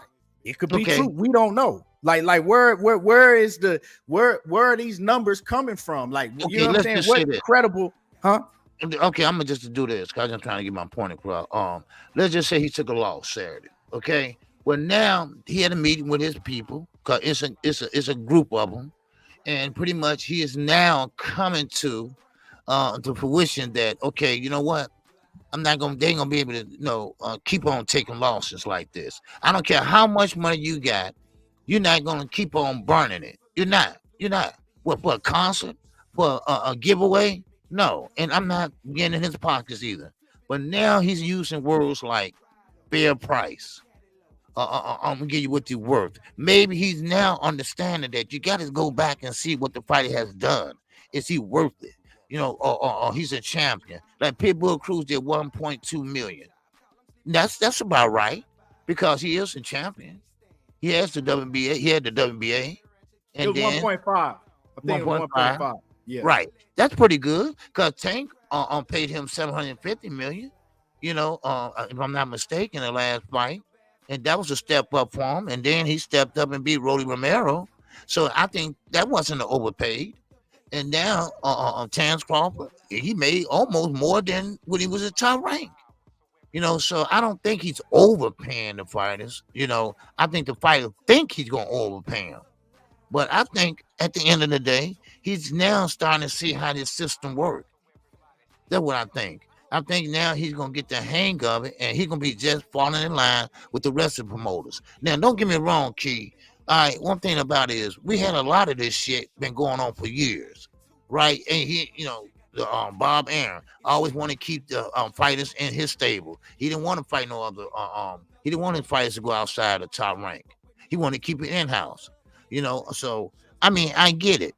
So now, but there's a lot of fights he came on and made that we didn't ask for, and I know a lot of people that's not Tank Davis fans, not Canelo fans. That still is not trying to ride with him. So it's not your favorite Tank Davis fans, it's not your favorite Canelo fans. So it's just fans, period. And they diehard boxing fans. Okay, so you talking about well, allegedly he lost this type of money and this type of money. Let me ask you a question, KQ. Yeah. Were the fight cards that he put on, were they good fight cards? Hell yeah, they was good. Did you enjoy the fight card? Yes, I did. Okay, were they worth paying for? Yeah, I bought the payment. Yeah. Okay, now saying all of that, and we're saying that he losing money, but you admitting that the fight card he putting on hell of a fight cards, they worth paying for. So if he losing money, right, and he putting on these hell of a fight cards, where's the problem? Is the problem him? Or is the problem fight fans just not willing to pay for shit? I think both. Fight fans don't want to buy. They don't want to buy nothing, really. I'm gonna tell you the honest truth. Boxing, people just don't want to support it. Just like that. Boxing been going downhill for a long time. Now, with him, I think he could have left the concert out. All the I use this all the time. I used it this morning. Just like the Game of Thrones, all right? When the queen came out to show her, the dragon queen, show her hand, she brought everything with her, right? This is what I can do for you. So you had Lomachenko there. I think he dubbed Tank Davis. You had Shakur there. You had BoChe. You had everybody there that he pretty much got the zone has. And pretty much he showed what I can do for you. This is what I can do for you. Then, of course, most people say it flopped. Okay, now I love the fights, but I can do without the concerts. I can do without the card giveaways and things like that. It's a boxing match. It's a boxing match, and I like the boxing match. That's what I like. Yeah, me too. I wasn't, and I'm agree with you. Like I don't like Eminem. I didn't watch that. But it didn't affect me. Like I didn't care. Like I just walked out the room and started doing some other shit when he had. But you got to understand, it's not just about that, because what he did, if you looked in the crowd, KQ, it was a bunch of superstars in that crowd that never show up to boxing events. Maybe because it was Eminem, because they want to see Eminem, who is a huge mega superstar in the music industry. Maybe because they wanted to see him. You had Alicia Keys and just A++ level, you know what I'm saying, celebrities all through that crowd. What you think in Beverly Hills, California? But they came. Mm-hmm. They came, and that put and regardless of why they came, it put eyes on the sport of boxing. When they selling them high ass tickets that you got to sit, you know, in the first few rows of the event, you know what I'm saying, when they jacking the price up to 15, 20, 30, 40, $50,000, can't nobody buy those tickets but the celebrities. Mm-hmm. You see what I'm saying? So right. Now let me ask you. Go ahead. We're complaining about small things, but we're not looking at the big picture. Is at the end of the day, he's putting on these fights, and if the fight haven't happen yet, he's telling you he wants to put on these fights. Mm-hmm. He gonna pay the money to put on these fights.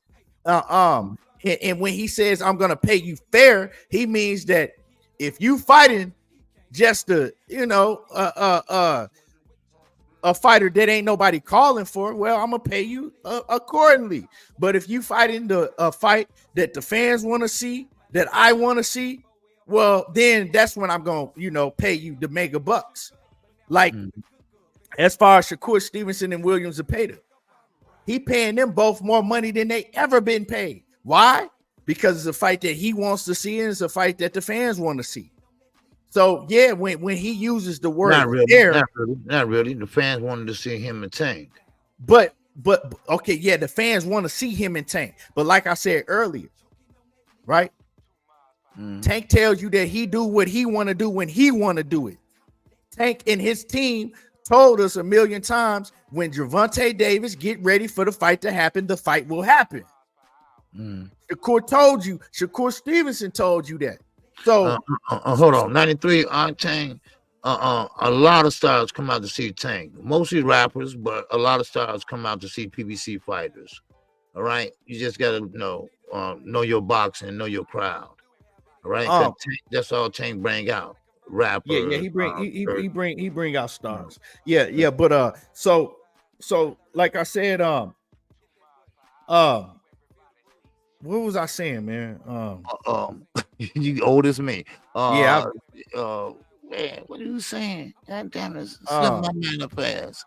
Okay, the entertainment. I think you were saying about the entertainment and the fight. Oh yeah, no, I was talking about Tank. So like I said, Tank let it be known, you know what I'm saying? He's going, when the fight wants to happen, it's gonna happen. So if Shakur Stevenson could get see, you can't expect fighters to wait on one fighter. You can't expect that. Like, it's not up to Shakur or Zepeda or nobody else to have to wait around.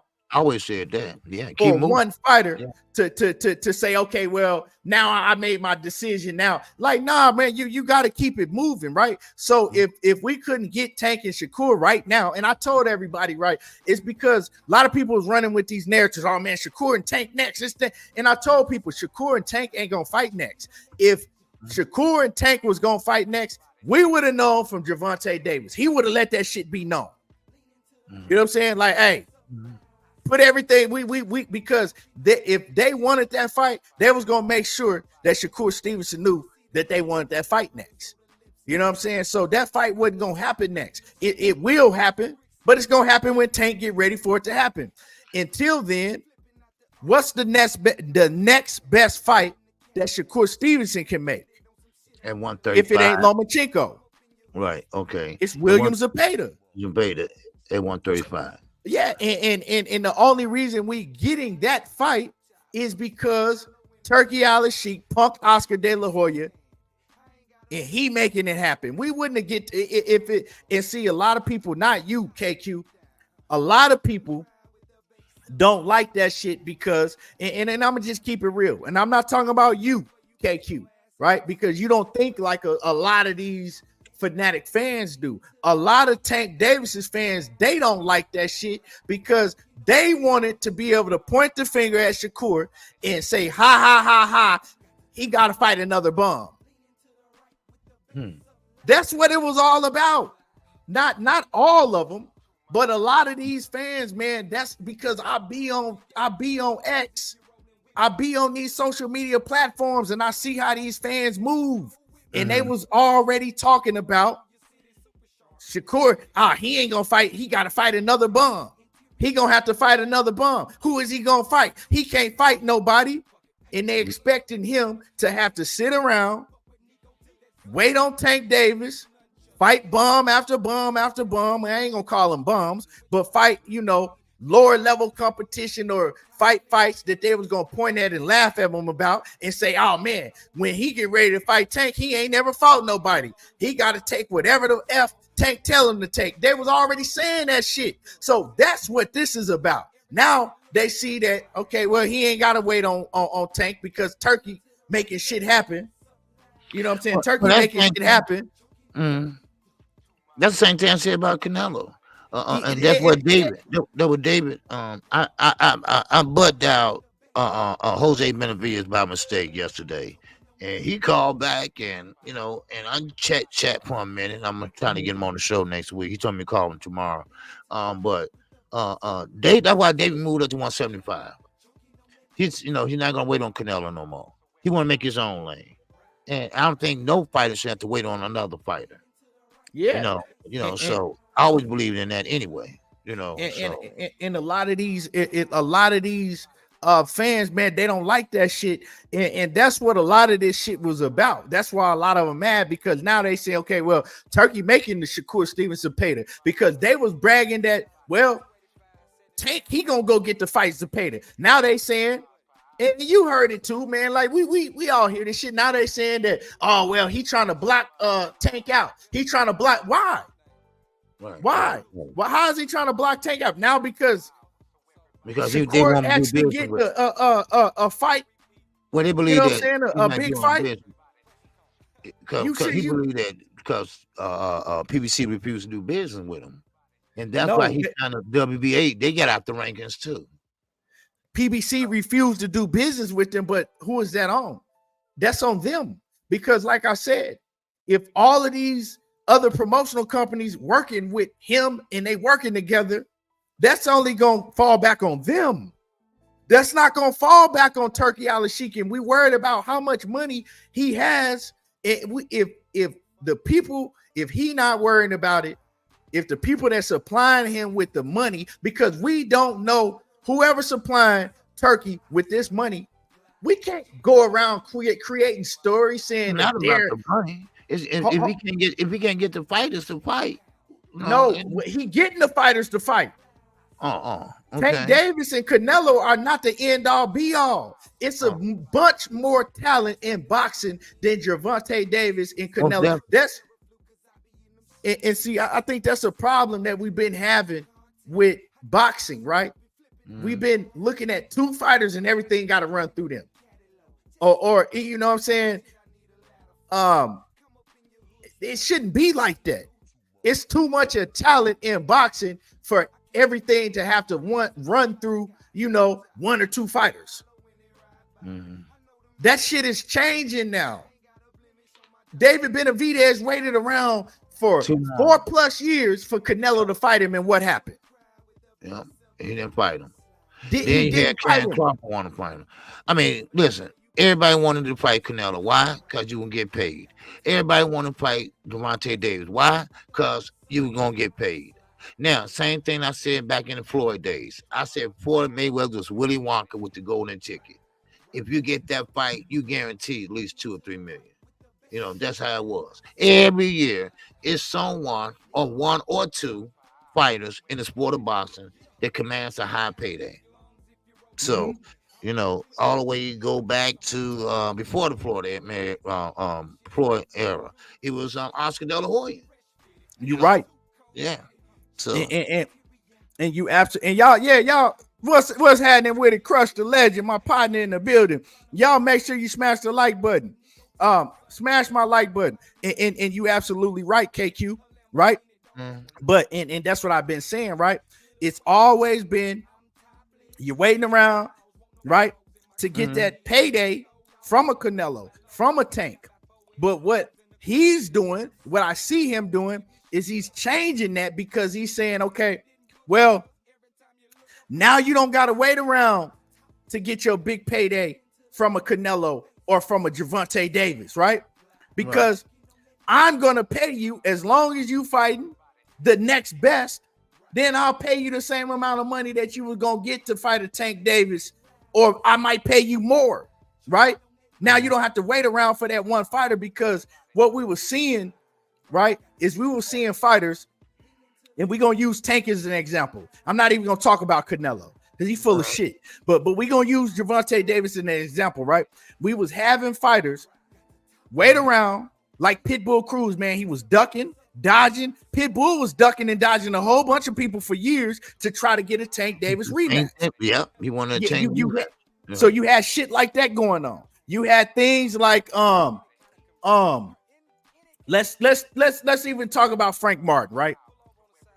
Frank Martin turned down a Shakur Stevenson fight. Frank Martin was gonna make $1 million versus Shakur Stevenson, which was 4 times more than he had ever made in his whole entire career. His biggest fight purse before Shakur was $200,000. They offered him $1 million. He said it wasn't enough money, right? But when Tank Davis's name came up, he ran and took the Tank Davis fight.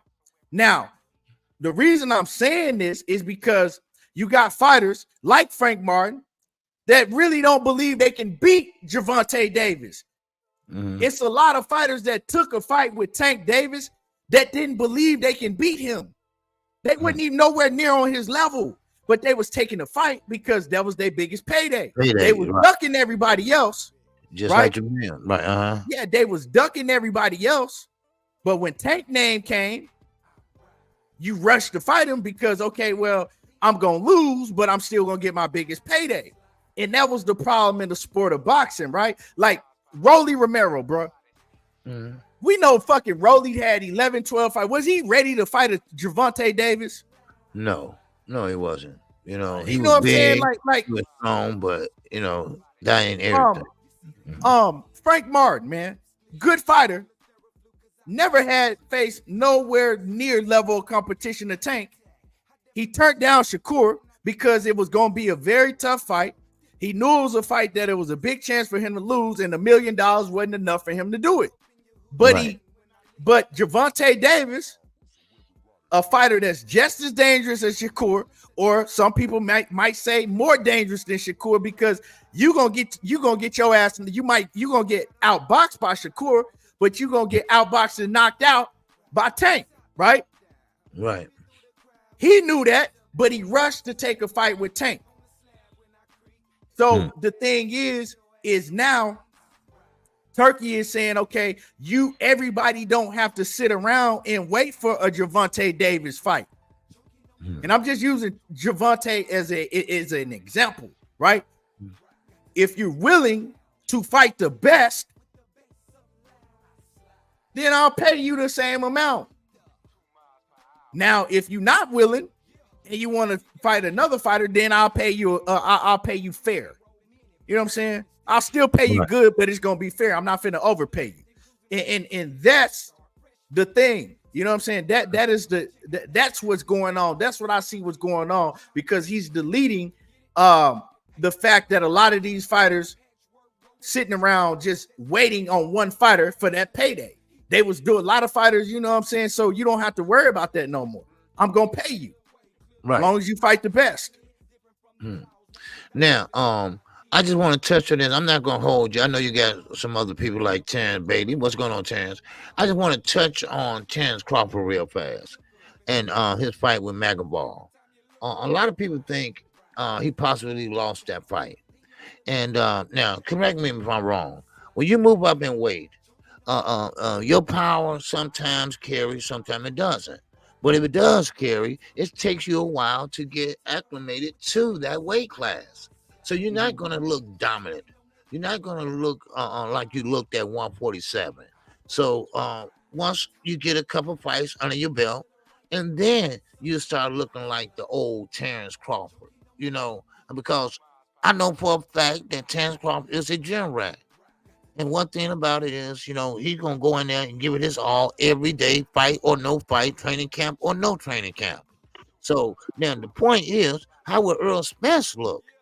And right now, I don't want to see. I'm a big Earl Spence fan, but I don't want to see that fight. I don't want to see that fight, especially if we go wrong, because Earl Spence right now is a shot fighter. He's a fighter that been through 2 eye surgeries, a couple car accidents, you name it, he's been through it. So that's not a fight that the people are calling for. Now, Terence Crawford want to make a payday. He want to make a life-changing payday.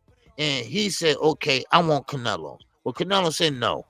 And the reason why Canelo saying no is for one reason only, that he's taking a risk. He's taking a risk because he think that, well, he probably know that Terence Crawford could pretty much beat him, or go the distance. And people say, well, you let him go the distance. He came up in a couple weight classes, or you might lose. You lost to a guy that came up a couple weight classes, or Canelo might win. Well, that's what you're supposed to do.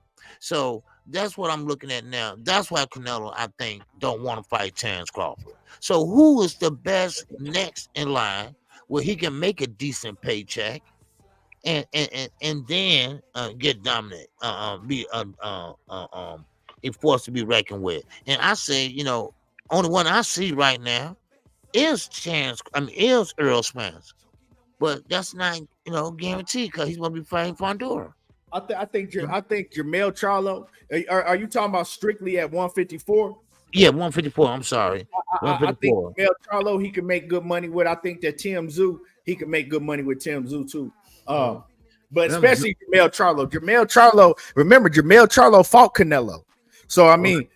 Yeah, I mean, I think that he can make big money with Jermell. Okay. And let me my man more in the Cash App, man, coming through a couple more times in the Cash App, man. I appreciate the support, man. Really appreciate that. Coming through for love. Mm-hmm. Let me address something in the comments, man. T-Pilot, dude, you keep on talking about. Talk to me when Turkey sell 1 million pay-per-views and all of that, bro. Like that shit really sounds stupid to me. Like it's because you continue to talk about how many pay-per-views he sold, what he sold. If you're a boxing fan, what the fuck should that matter?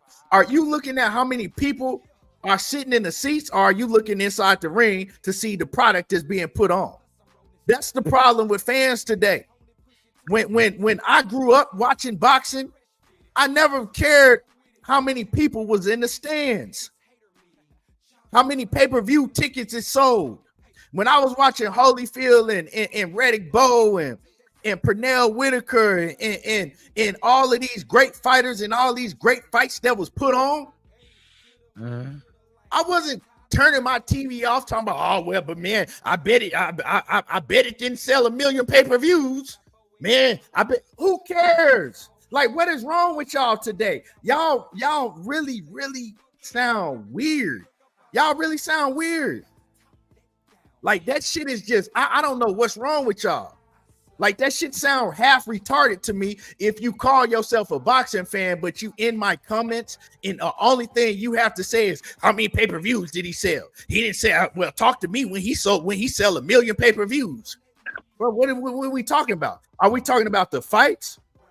Or are we just gonna go back and forth on how many pay-per-views were sold and how many tickets? Like, I don't give a fuck. If he willing to put on the fights and willing to come out of his pocket and give me what I want to see, I don't care. I don't give a damn if you watch it or who watch it. I'm gonna be watching it. So what we talking about? Enjoy it while it lasts. Enjoy it while it lasts. Because I mean, if 10 million people buy the pay-per-view, it don't make it a better fight. Right. And he keeps on talking about, well, how many he ain't shit because he can't sell. He can't do it. Like, bro, what the fuck does that matter? If you worried about how many pay-per-views that it sold and you worried about all of that, right? When he the one that's paying for it, do me a favor. Do this, right? Maybe you don't watch boxing. Maybe you just like to jump in the comments and talk about how many pay-per-views it sold. Do me a favor. Don't watch none of the fights and then wait till the pay-per-view numbers come out, and then that's what you could talk about. Don't watch boxing. Until Tank Davis, your favorite fighter, fights, don't watch no more boxing at all, and you ain't got to worry about none of that shit no more. That's some Rick Glazer shit. Because you sound like a hypocrite if you watching these same fights that you bragging about that didn't sell, but you're watching it. Don't matter how you watching it, you rushing to your TV to watch it, you want to talk about it. You contradicting yourself because now you're bragging about, well, it didn't sell. Well, did you watch it? Did you watch it? That's all I want to know. So if everybody's suckers, you one of them. Right. You know what I'm saying? Like, make that shit make sense to me. You've been in the comments with my man Omega, my guy, but y'all been in the comments going back and forth, talking about he don't sell, what it didn't sell, and they losing money, and they how many people like that shit, bro. That shit gotta stop, because see what y'all been doing, man. Y'all been able to get away with that shit for the longest time in the sport of boxing, right? Because what's been happening is the casual fan like yourself have pretty much been running the narrative in the sport of boxing. So the promoters, they've been on social media looking at what y'all say, and they haven't been putting these certain fights together because they terrified that they're going to lose money, because these fans are talking like you talk. But he don't give a damn because he got the money to blow. So all of that shit that you talking, it don't matter. Because you're not a real boxing fan if that's all you worried about is, oh, well, man, it ain't sold nothing, man. He lost money. And like that shit is, bro. You niggas can't even talk about fights. You can't even break down fights because you so worried about how many pay-per-views sold that you broke your neck to watch. Come on, man. Shit crazy. Omega, salute, man. Omega said, you were saying that people want, if he was making the fights people wanted, the pay-per-views would sell. Don't try to flip it. Okay, well, so you gonna tell me that only 600,000 people wanted to see Errol Spence versus Terence Bud Crawford? And it underperformed. Tell me. So what you telling me, Omega, is only 600,000 people wanted to see Terence Bud Crawford versus Errol Spence. What you telling me is that when Deontay Wilder and Tyson Fury I ain't even talking about the first time. I'm talking about for the second time, when it was the most controversial fight, the most talked about fight in the sport of boxing that we had heard of in, I'm talking about at least 5 years. Besides Manny Pacquiao and Floyd, in a long, long time. That fight had so much controversy in it, and it only sold about 600, 700,000 people. So you telling me millions of people didn't want to watch that fight? No. That fight was streamed by a projected over 5 million people. It was streamed. Well, you know what they said? The first one, Terence, they said the first fight had they caught 10 million illegal streams. Yeah, I know something. Yeah, man, something like that. So 10 million illegal streams. So what you saying don't make sense, because fans are going to, the fans that's in here talking that shit, y'all not buying pay-per-views regardless of what it is. And if you worried about how many pay-per-views, I mean, I would only be concerned with pay-per-view numbers as a fan if I knew the boxer personally and he owed me money. Right. But if I don't know him personally, you don't owe me shit. You don't owe me shit. I didn't work for the promotion. I didn't work for the arena. I didn't work for your team in the gym. Why am I concerned with how much money you're making? The plot. I'm gonna do something, right? I'm gonna prove to you. I bet this nigga don't buy pay-per-views, right? I'm gonna bring you on camera, right? And I want you to show me your pay stub that you paid for Gervonta Davis because that's your favorite fighter. I know that's your favorite fighter by the way you talking. I want you to show me that you paid for Gervonta Davis versus Frank Martin. Show me the pay stub, and I'll send you $50 right now. The link is pinned in the chat. Click on the link. Show me the pay stub. Right? You can show it to you could take a screenshot of your bank account where they took it out your bank. You can pull it up on your TV because you bought it. You had to. It's still on your TV. Show me where you paid for it. And I'll send you $50 right now. God damn it. I'll send you $50 right now. Show me where you paid for the pay-per-view.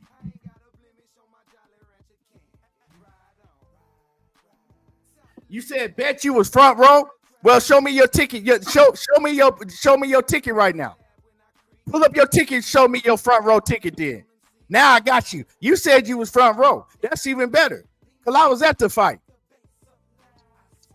Uh-oh. I know you was at the fight, Josh Gallimore. I already know. I was there. So I want you to show me your front row ticket. The link is right there. Uh-oh.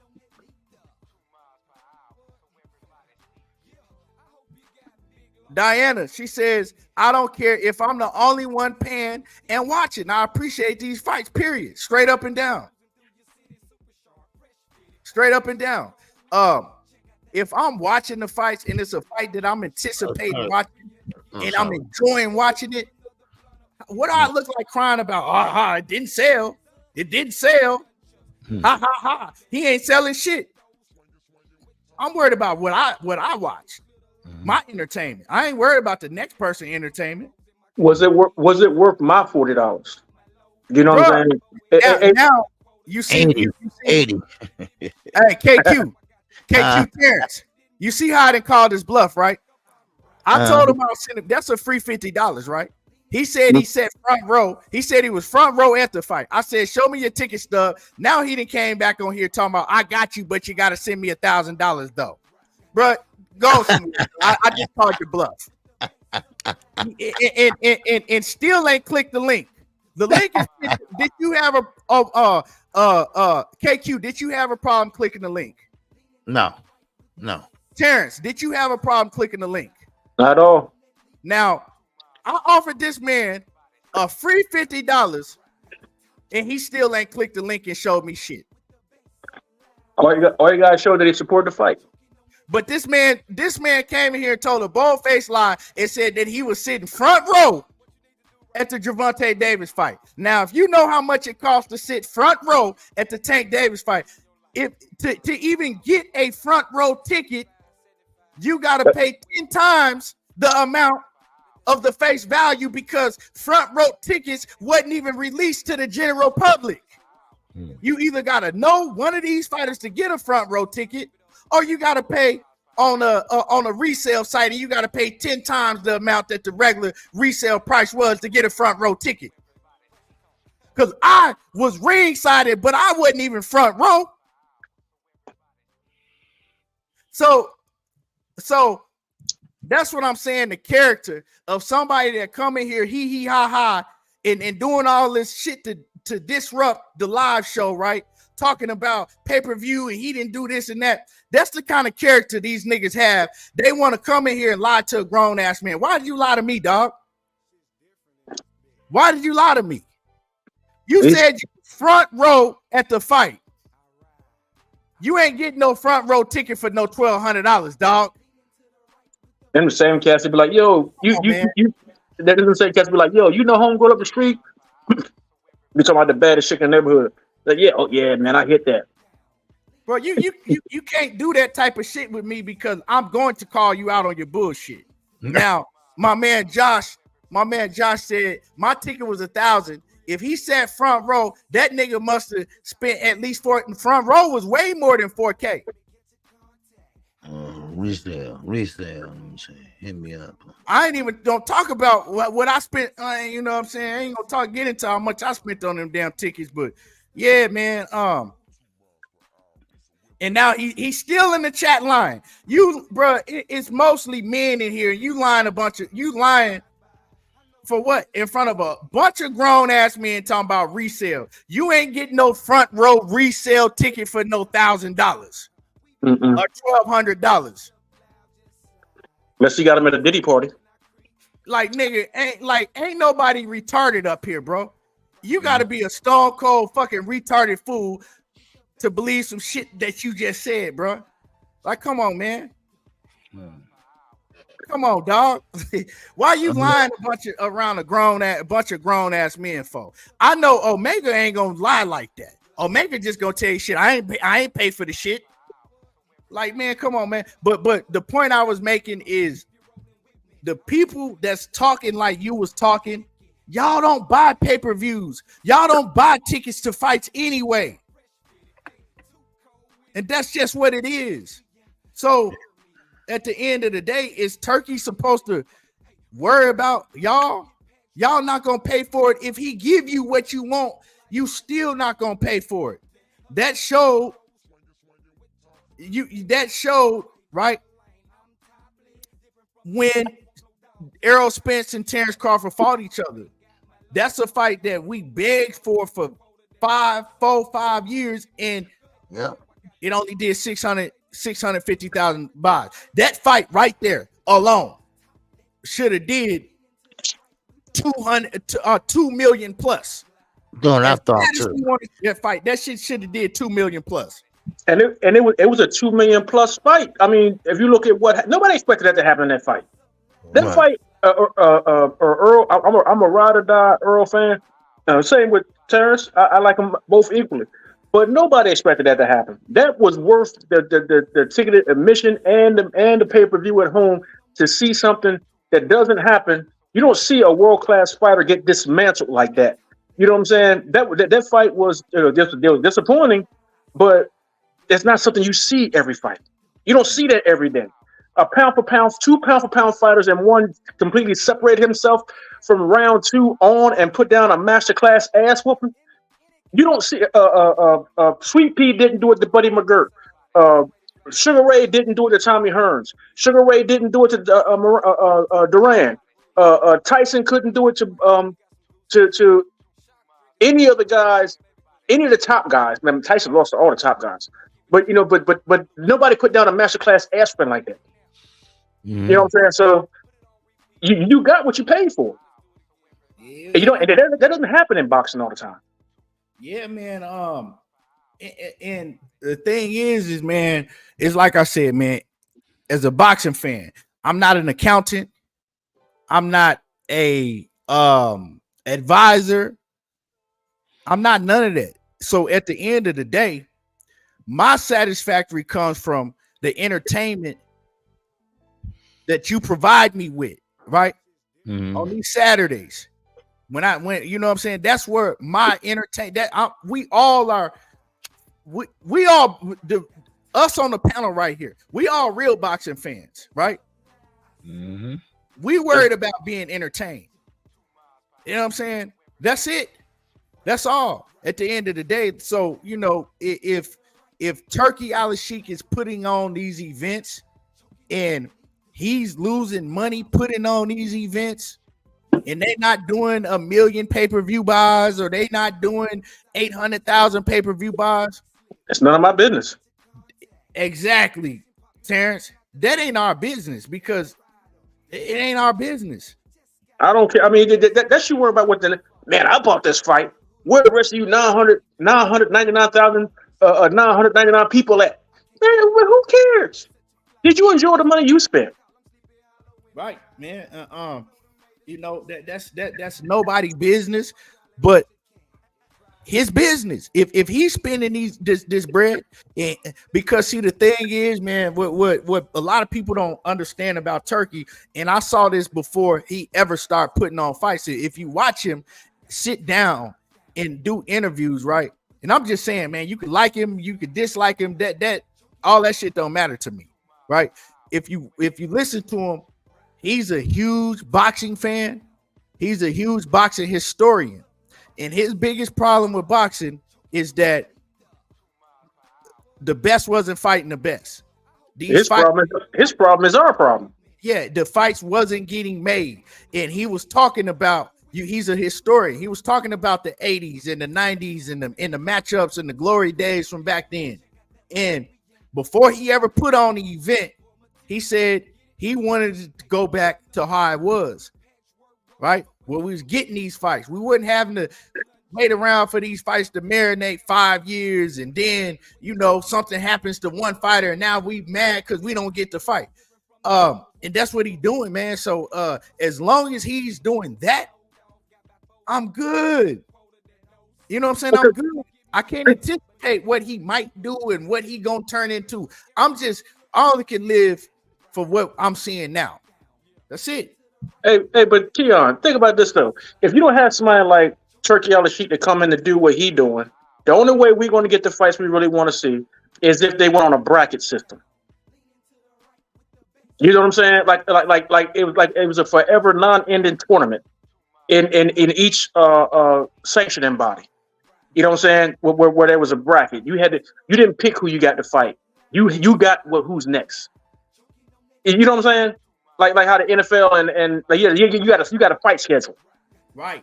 They're set up. You know what I'm saying? And the next person up is the next deserving person. There's a bracket. So it's either you got somebody like Turkey, a billionaire like Turki Alalshikh, or to get the fights that you really want to see, or you go to a bracket system. But if you allow these promoters and managers and fighters to, like Canelo, we ain't never gonna get a Benavidez fight. Because and you know why, and you know what that does when you don't get these fights, you don't never know who the best. You only can speculate. In football, at the end of the season, we know who's the best. In basketball, at the end of the season, we know who the best. In every sport there is, when it's all said and done, for that time being, you know who the best is. Well, in football, you know who the best was that day. In the NFL, you know who the best was. Right. In boxing, you don't get that because you got these promoters, right, making excuses to protect these fighters because they don't want their fighters to lose. It's their money. You got the fighters. They don't really believe in themselves. They don't believe they the best, so they don't want to fight these certain other fighters. And so you got all this bullshit. So what do we end up with? We end up with fans running around telling you, oh man, such and such will beat the fuck out of such and such over everybody. Such and such is the best in the world, but we never get to see that proven. Yeah, we never got Mayweather Margarito. We never Paul Williams. When it's to talk with Paul Williams and Mayweather fighting. Yeah. We never got that. And I get it. I get it. You can't fight everybody. You know what I'm saying? You can't fight because it's always going to be somebody. But look at the UFC, right? They have a ranking system in the UFC, right? And they abide by that ranking system. If you beat the number 9 guy, then you know what I'm saying, you move up the ladder, and the champion always has to fight the next best.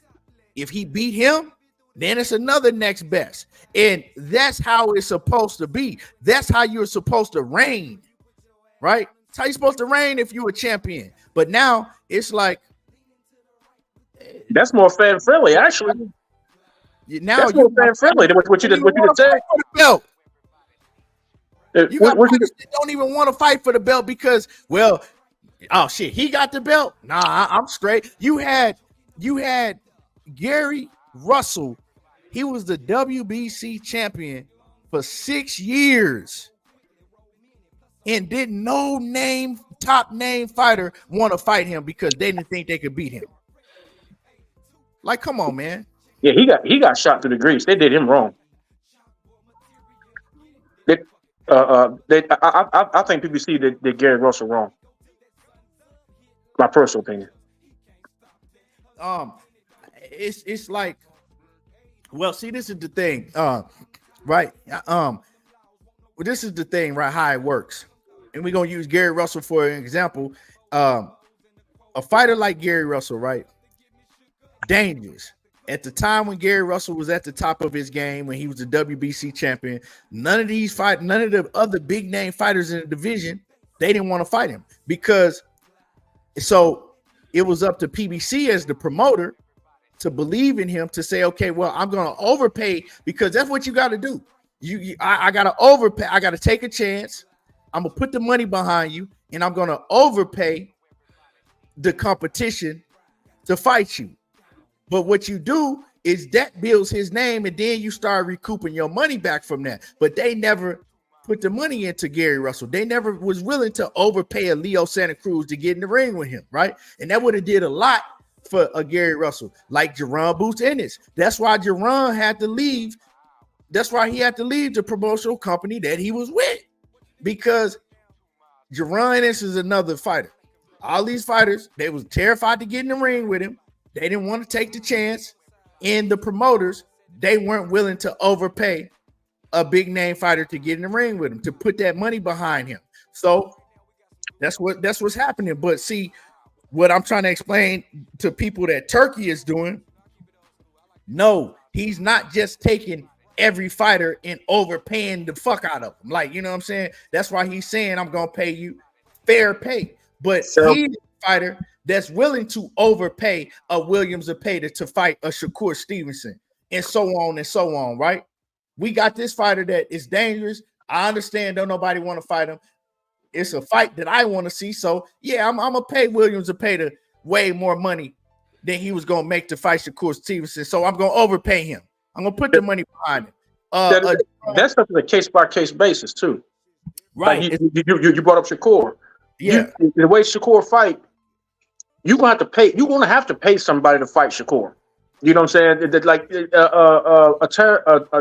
Terence Crawford, the way he fight, you got to pay somebody to fight Terence, especially coming off that long knockout streak he had going on. You know what I'm saying? And if he didn't have no mandatories or no, you know, like was it the WBO when you go up weight class, you become the mandatory for whoever holds that belt at a higher weight class. If it wasn't for stuff like that, you gotta pay somebody to get in there and could take what could potentially be an embarrassing knockout. Right. The average person ain't gonna do that. They're gonna shy away from that fight and then but at the same time say, I ain't scared of nobody. I think the problem with boxing is people they're becoming too strategic and worrying too much about the I mean, you got to worry about the business because you don't want to leave out of the sport, you know, slurring your words. But at the same time, you're not gonna make a name for yourself if you don't give people nothing to see. If you're not fighting nobody and you're not giving nobody, you know what I'm saying? Like Arturo Gatti. Arturo Gatti became famous not because of his boxing skill, but because of his bravery. You know, they called him the blood and guts warrior. Mm-hmm. You know what I'm saying? You got to get your name out there some kind of way. Deontay Wilder was famous for his godlike knockout power. But then that changed after the Tyson Fury fights, where he became the man with the biggest heart in the heavyweight division. Right. I'm gonna use Devin Haney for an example, right? And it doesn't matter how people may feel about Devin Haney. It was a point to where a lot of people didn't want to fight him, right? Mm-hmm. George Kambosos, right, in the position that he was in, he ain't had to fight him. But they overpaid George Kambosos because he got to fight over there in Australia. Then the second fight, they overpaid him. George Kambosos didn't have no name. Oh, but he had to fight him because they wouldn't pay him. He couldn't get the Lomachenko fight, and he was trying to fight something. Who was he trying to fight? It was a nobody, and it was like, we're not paying you. We're not giving no money for that. It was Devin or nobody. But that's then they overpaid him to fight Devin. He did. No. They overpaid him to fight Devin. $10 million he made. I'm sorry to interrupt, Key, but man, good conversation, man. But I'm gonna go ahead and lay it down, man. And you know, it's almost 1 o'clock here, so but you be cool, man, and thank you for letting me up, man. Yes, sir, KQ, man. Right. I appreciate you, man. Always, I'll be in there tomorrow, tuned in. Okay, and shout out to everybody in the chat, and especially you, Diana. I don't want you to take it personal, because you know I ride with you, you know, and so I'm just making a statement because I heard a lot of people saying facts and things like that, you know, but to each his own, I guess. You know how it go. So with that, man, great show, man. Keep doing what you're doing, man. And man, y'all hit the like button, man, and show everything boxing some love, all right? Because he's spitting out some fire. I'm sitting here listening and so make sure y'all support the brother, all right? Appreciate that, you, KQ. all right. I'll Much see y'all love. tomorrow. All right. Yes, sir. Peace. All right. Yeah. So yes, George Kambosos was not a dangerous fight for Devin Haney. That's the point. It was a dangerous fight for George Kambosos, and he wouldn't have never fought Devin if they hadn't paid him that money that they paid him to fight Devin.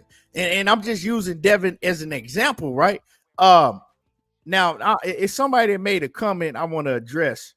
Hold on. Let me see. Hold on.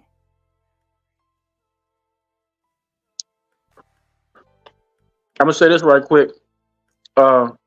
If they with Terence Crawford being new at 154, if the players at 154 are going to do anything with Terence Crawford, they better get him now. Because just like BoChe said when he went to 147, he said they might have had a chance if they jumped on him when he first got there. Didn't give him a chance to get acclimated. He said once they let him get acclimated, it was a wrap. And the same thing could happen at 54, but Terence is 36, 37 years old. But I would still say the same like BoChe said, if you better get him now before he gets acclimated, because once he gets a couple fights under his belt, it's gonna be hard to stop that train. See, this is the type of like bro, you know what, man? Like some comments I be seeing, man, I just be at a loss of words. Like real talk. This dude said Turk ain't a millionaire. The royal family is. Stop giving middleman all the credit. What?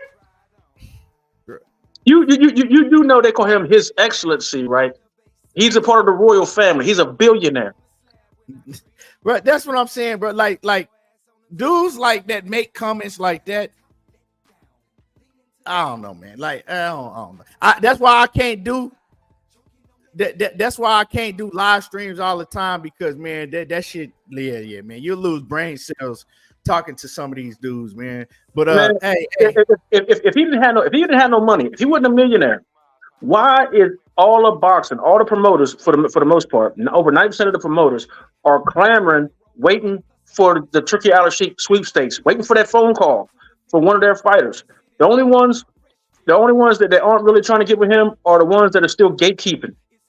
You know what I'm saying? Because boxing is a closed community, and there's a lot of gatekeeping going on. Look at what happened with the ones that put on the Terence Crawford and Avanesian fight. You know what I'm saying? There's a lot of gatekeeping. You're not just gonna waltz up in boxing and put on an event. That ain't how it works. You know what I'm saying? But this dude got so much money, man. Everybody looking for that check. They try to get on the Turki Alalshikh sweepstakes. Yeah, man.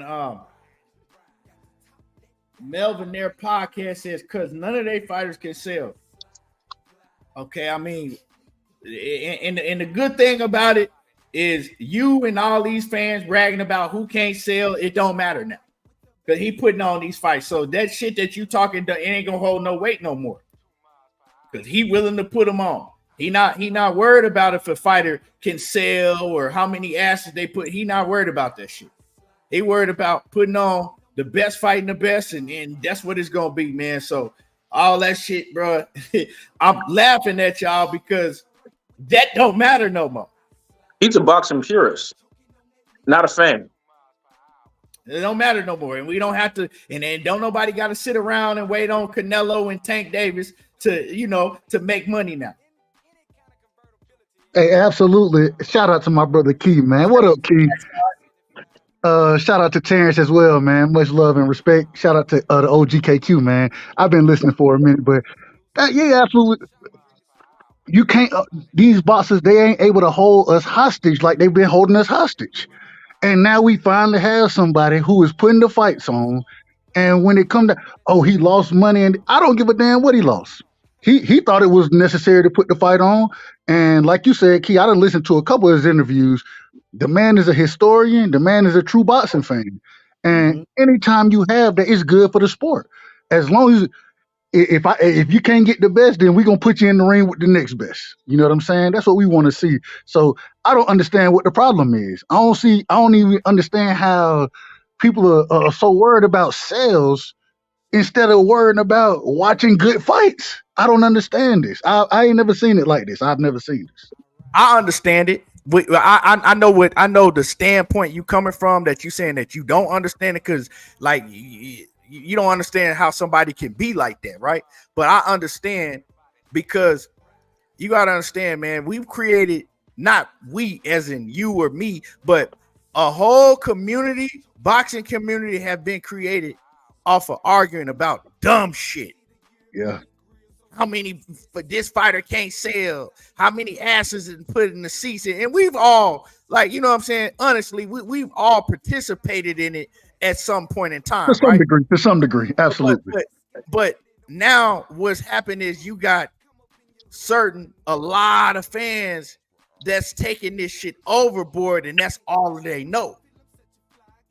They much rather talk about that than breaking down a fight, than talking about the action that they getting inside the ring. That's all they care about, is being able to, you know, go on their favorite platform and go back and forth and argue about who can sell and who ain't gonna get this and who ain't gonna get that. That's what this shit is about to them. It ain't about seeing, you know what I'm saying, seeing these fights in the ring, because they really don't want to see their favorite fighter fight certain level of competition. You got a lot of Canelo fans that don't want to see Canelo fight David Benavidez. Let's just keep it a buck. You it is what it is. They don't want to see that shit because it's a threat, a huge threat.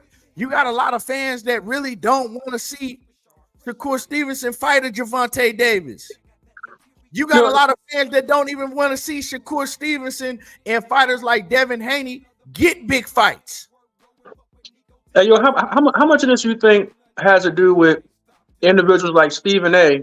Because Stephen A was the one that I think first started talking about this type of stuff, talking about purses, talking about contracts, talking about all that kind of stuff. Like Stephen A is like the world's greatest or largest pocket watcher.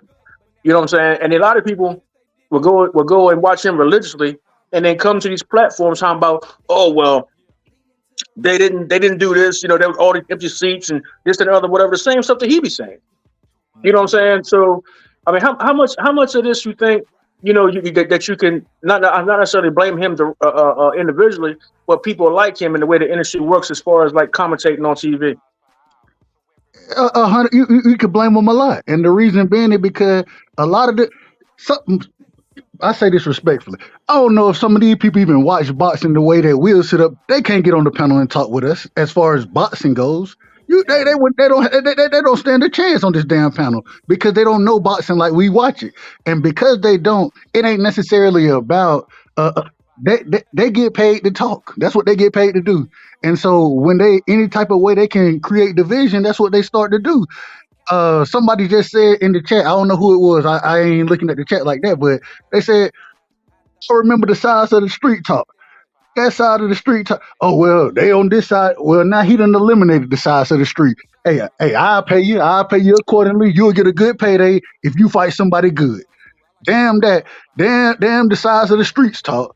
Let's get good fights. Let's make the good fights happen. And then look what we just seen in the heavyweight division alone. The heavyweight division, in my personal opinion, outside of Deontay Wilder and Tyson Fury a few years ago, outside of that, the heavyweight division done been dead. It done been dead. And now we literally watch him put cards together with heavyweight. I ain't even gonna hold you. I thought that Big Baby, I thought he was gonna struggle against BoChe, but I thought he would win. He ended up getting fucked up in that fight. Hey, I still rock with Big Baby. I ain't got no problem with him losing. I want to see him come back stronger. But at the same time, we would have never got that fight if it weren't for Turki. You know what I'm saying? We wouldn't have got a lot of the heavyweight fights that we've been getting if it weren't for him. And as many, we all understand, it used to be this way. The sport of boxing moved the way the heavyweight division moved. And so now at least we're seeing a rejuvenation of the heavyweight division. At least we're seeing that. You know what I mean? And that's good for the sport. So any type of way to grow the sport, I'm supporting. And I don't give a damn who buy the fight. I'm gonna buy it. Why? Because it's entertaining to me. It's entertaining. You know what I'm saying? That's why I'm gonna buy it. But if you don't buy it, that's fine. If you stream it, that's on you. Yeah, it's on you. Support the product though. Support the product so we can continue to get these fights, man. That's what we've been. You know how long I sat on panels and argued about fights not happening, and now we starting to at least see some movement and some traction as far as getting good fights. So that's all I'm saying, man. Anytime we can get good fights, that's what we deserve as fans. The same way any other sports fan deserve to see the best against the best. We deserve the same thing in boxing. We deserve that. Man, I wouldn't even know who BoChe was if it was for Turki Alalshikh. Turki Alalshikh gave that man an opportunity to get on a major platform. Yeah, we wouldn't have known that dude had mad power and a head like a brick. Well, shit, he beat what's the dude from France? He beat the shit out of his ass, respectfully. The Olympian, he beat his ass too. So BoChe can fight. I love it though. At least now people are getting a chance to see it, and now there are bigger fights that can happen because of what he went and did in that fight. You know what I'm saying? It's bigger fights to be made. So I ain't got no problem with none of it. Let me salute Diana for dropping that Cash App. Much blessings, always coming through supporting. Much blessings to the Queen Diana. And I want to say this right because yes, the best fight at 135 is Gervonta Davis and Shakur Stevenson, right? Because I see my man Josh, he's saying like that's the best fight. That is the best fight, but that's not the only fight. And the problem is you shouldn't have to wait around for one fighter and be stagnant and put your career on hold for one fighter. That is the best fight. At one point, the best fight at 135 was Devin Haney and Gervonta Davis, and that fight didn't happen. You see what I'm saying? That fight never happened. So the thing is we got to understand that Gervonta Davis is not the end all be all. Shakur Stevenson is not the end all be all. It's more talent that can fight each other. That is the best fight, but it ain't the only fight.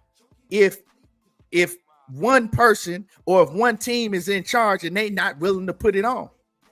So if Tank Davis and his team, they wasn't willing to put it on right now, or you know what I'm saying, and they wasn't willing to put it on. Y'all can come up with a million narratives and such. If they was willing to put it on, they would have made that shit known loud and clear. They would have contacted Shakur Stevenson people and they would have been, like, hey, don't do nothing because we fighting y'all next.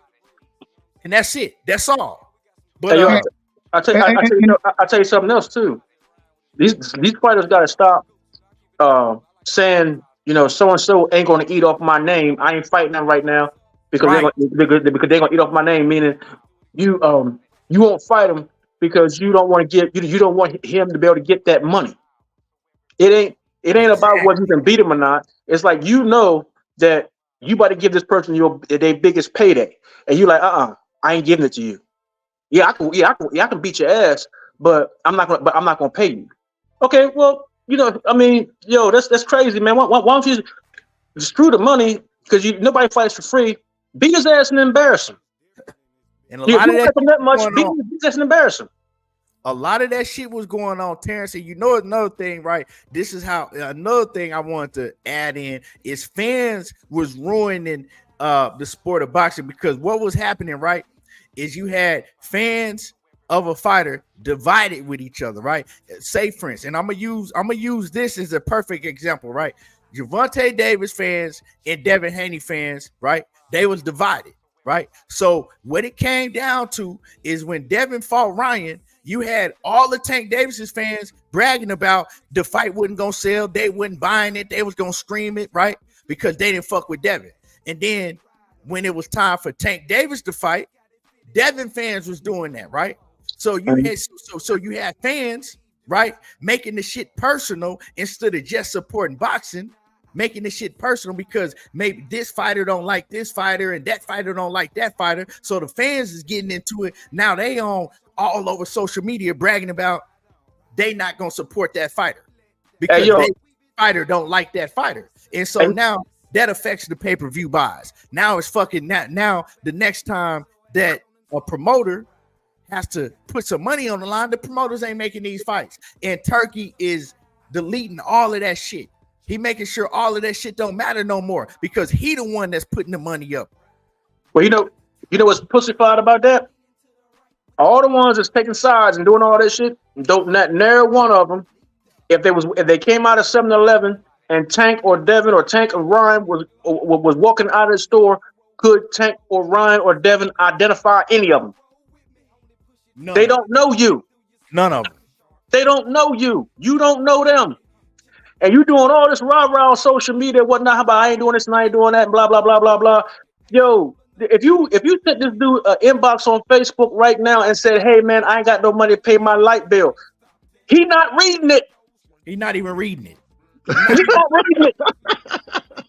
And that's He's not reading it. But you going, baby, but you going hard for him, getting your blood pressure up on social media, calling everybody, calling people names and this, that, and the other, and blah, blah, blah. I'll meet you right now, whip your ass over somebody who don't know you. In my Adrian Broner voice, he don't know you. Facts. That's crazy. Yo, that's some delusional homosexual bullshit. And Stalker shit. the thing is I disagree. because go ahead. I disagree with that, Josh Gallimore. And you know, I'm not a Devin Haney fan at all. But you can't say that Tank and Devin didn't happen because of Dev and them bullshit. The fight could have happened. Nah, bro. It didn't have nothing to do with Devin Haney. And I'm gonna break it down. And we can't go. I know you were a huge Gervonta Davis fan. And you don't fuck with Devin. I don't really fuck with Devin. I'm gonna keep it a buck. I'll watch him. I support him inside the ring, but how he move outside the ring, I'm not a Devin Haney fan. So, and I'm not gonna sit up here and act like I am. But I'm not gonna sit up here and lie on the man and say that it was his fault that the Tank Davis fight didn't happen, because we act like we got short-term memories, right? The guy that's, you know what I'm saying, Leonard Ellaby told you that Devin didn't sell enough. That fight wasn't ready. Leonard said that shit. Motherfucking Tank Davis's whatchamacallit, Tank Davis's trainer, Calvin Ford, said that ain't the fight that they want. That fight ain't ready, and made a million excuses, right? Gervonta Davis told you himself that Devin Haney was clout chasing off of him. Fuck him, he clout chasing. So we can't say that the fight didn't get made because it was Devin. That fight was never in negotiations. They never, the two teams never came together and sat down and negotiated. Tank Davis's team, who is the A side, never said that they were even willing to negotiate with Devin Haney and his team. So we can't say that the fight didn't get made because of Devin. That's not true. That's false. But regardless of who, we done had individuals holding divisions up because, if I fight this person, the money ain't good enough for me to even take this risk. We done had divisions being held up because of it. And now, anytime you can remove roadblocks for fight, I think we should all be for that. We trying to remove all the roadblocks so we can get the fights as fans every year in the NBA. You said it earlier, Key. NBA, NFL, you know who the best is. At the end of the season, you know who the best is because they had to go through the gauntlet of beating everybody else. Even in the UFC, like you said, if you beat the number one guy, the next individual up, that's who you got to fight. Boxing is the only sport where, I fight who I want to, and if y'all don't support, we had roadblocks for these other fights. It wasn't enough money. No, anytime you can remove roadblocks, then it's a good thing. And that's what Turkey seemed to be doing right now, is removing those roadblocks. And it seems like he's saying, hey, okay, if you ain't going to fight the best, then you're going to fight the next. You're going to fight the next guy. And we still want to see those fights. I really didn't know Madrimov, you know what I'm saying, before the Bud fight. I ended up going and watched some of his earlier fights or whatever, you know what I'm saying, leading up to the fight. But now the division is on notice. Hey, Madrimov, he'll play in the game. You know what I'm saying? Same thing with the dude that Virgil just fought. They wouldn't even had the opportunity if roadblocks weren't removed. And so, I think it's a good thing, man. I think it's a really good thing to remove any type of roadblocks stopping big fights. And I think that's what Turkey is working on right now. Yeah, man, he got every promoter in the business of boxing. He got them all together. They all working together except for Al Haymon. And I was trying to explain to my man KQ because he was like, "Well, Al is 10 steps ahead of him and this and that." And I said, "Nah, bro." I was trying to explain to KQ, bro. If Al don't get on board, that's gonna affect his fighters. That's gonna affect him. Because first of all, they don't have the dates. You know what I'm saying? They're only putting on events once every 4 months. So it's going to affect it's either he's going to have to get on board because everybody else is working with each other. And you the only company that's not. And you with Amazon, and Amazon ain't giving you a budget from what I heard? Yeah, they not. You can see they really not. The proof is in the pudding. So you either going to get on board or you're going to be shit out of luck. So he's doing it in a very strategical way, but he's doing what we've been asking for years.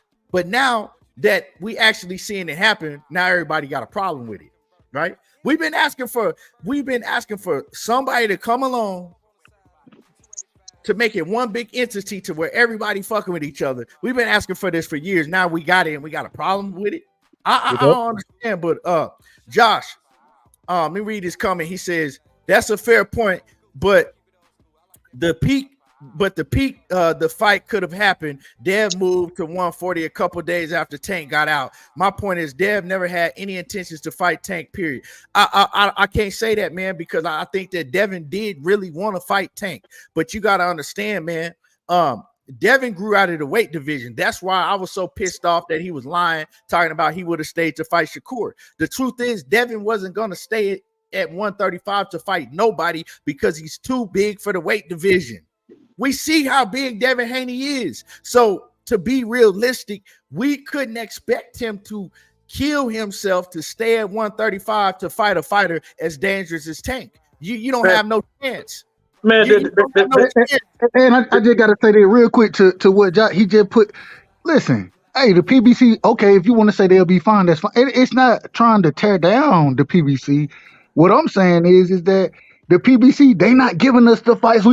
I literally just watched Caleb Plant fight. Shit, you tell me who about to. You tell me. Who wants to fight once a year? Who wants to fight once a year? You know what I'm saying? It doesn't make sense. It doesn't make sense. The more we can get. Caleb Plant only fighting once every year and a half. The name fighters on the PBC, they fight once every year and a half to once every 2 years, except for Gervonta Davis. He the only one that's gonna fight twice a year, right? Even EJ, one of the biggest sellers for them, and he ain't even fighting on a regular basis. I mean, come on, man. You gotta keep these fighters active. And the other thing is, it denigrates the sport when you have these inactive fighters jumping in the ring in big fights. Anybody who knows the sport of boxing, if you inactive, that's one of the biggest detriments to your career. And so, being active is very important in the sport of boxing. And so, I don't understand how anybody could be against what Turk. Now, you ain't got to necessarily agree 100% with it, but you can't be against it because at least these people are being active and they continuing to fight. That's what we want to see. And another thing, right, that Turkey is doing, man, that's been that he's changing, that's been ruining the sport, is a fighter lose, and then you don't see him no more. Then you see them and you know, they getting shitted on when they come back after 2 years, a year and a half. What he's doing, it's cool if you lose. I still want to see you fight such and such. You know what I'm saying? Big Baby Miller. Let him come right back. Deontay Wilder lost. That's cool. I still want to see you fight Zane.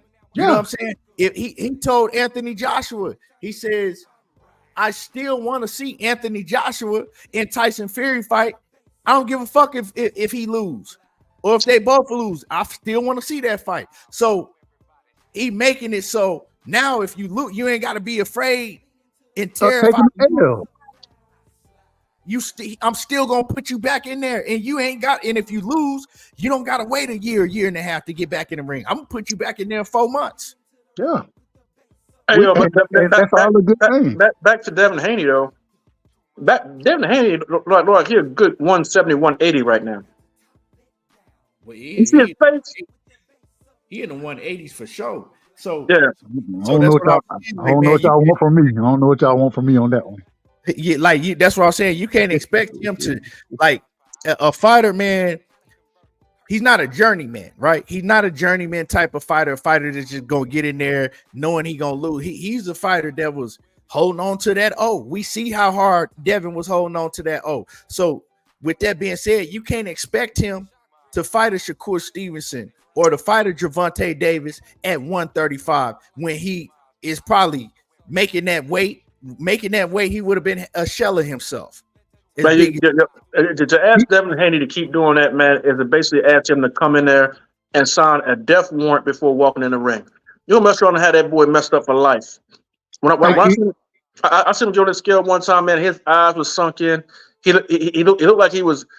I don't know, man. I don't see how he was able to fight that next day, judging by how he looked the night before or the morning before. That was crazy. Keon, you said it best, I believe. You said Devin, he looked like the crypt keeper. He looked like the crypt keeper at one point in time. You know what I'm saying? Out the casket. And I ain't mad at it. I ain't mad, and you know I rock with Dev. I do, but at the same time, yeah, man. My thing is he shouldn't even had to wait this long for these fights. We should be getting these fights as well as rematches. Man, do you remember how many rematches we used to have back in the day? Niggas used to fight each other at least 2-3 times, at least. Especially if it's a competitive fight. We don't get none of that no more. And so we got to get back to the old school days of boxing. And I think by removing some of these roadblocks, that's how you get back to the old school days. Yeah, but see, you got to blame some of them promoters too, man. Some of them promoters like Bob Arum will tell you quick. He don't put rematches in contracts. He don't believe in rematches. What it is, what it will be that night. That's it, and that's all. He don't believe in rematches. You know what I'm saying? So, oh my bad. My bad. You got to talk. You got to talk about these people that are doing these contracts. Now you hear somebody like Lennox Lewis. Lennox Lewis, after he put that belt on the line, he had a rematch. Yeah. And he rematched everybody and took back that L every single time. You know what I'm saying? Roy Jones rematch. Yep. You know what I'm saying? Some of the best fights we've seen. Some of the best fight we've seen was the second fight. Was the rematch fight? You know what I'm saying? That's been some of the best. You go look at Pacquiao and Marquez. What they fought 4 times? 4 times. I don't believe Marquez. I don't believe Pacquiao ever beat Marquez. I believe Marquez won every fight. But they were all good fights. They were always good fights. You know what I'm saying? And all I'm saying is and I think Pacquiao won one in my opinion. But hey, they were all outside of him getting knocked the fuck out. Most of them were close fights. You know what I'm saying? But if we would have had people thinking that same type of way back then, we wouldn't have got them rematches. We wouldn't have had that series of fights. So, I mean, it's hard to listen to some of the shit that these people be talking about.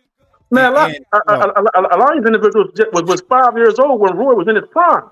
They don't know nothing about these fights. You know what I'm saying? So you go back and watch the fight 20 years later versus watching it live the night it happened.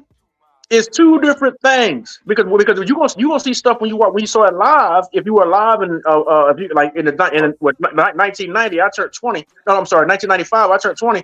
So a lot of fights I seen a lot. We had fight parties, and there's a whole lot more footage that you get to see the lead up and all that stuff lead up to the fight that you're not going to see when you go back and watch it now 20 years later. It put a certain feeling in you when that fight was coming up. That certain feeling, man, you can't recreate that feeling. Hey, real quick here, the best feeling you can have is that damn near nervousness, that anxiousness before that fight happens. Oh, that's the best feeling you can have as a fight fan, bro. That's the best feeling. People think I'm bullshitting, man. I was so nervous. I remember I was so nervous when Holyfield Riddick Bowe won. Right, I was so nervous. And deep down, I didn't want Holyfield to fight Riddick Bowe because Riddick Bowe was the young cat destroying shit. And my dad was big on Reddick Bowe, and he kept telling me, boy, I'm telling you, Reddick Bowe, he gonna beat Holyfield because Holyfield was my guy. Now I was so nervous, I dreamed the outcome of that fight the night before the fight happened, and it was crazy, man. That feeling, you can't recreate that feeling, man. That's the best feeling you can have as a boxing fan. That's the best feeling you can have.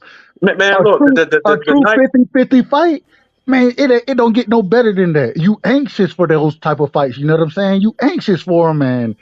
I mean, a lot of these fights that we are actually getting, especially when it comes to the quote unquote sides of the street, we start to see, man, I already know who's finna win this fight. I know who finna, we know who's gonna win the damn fight.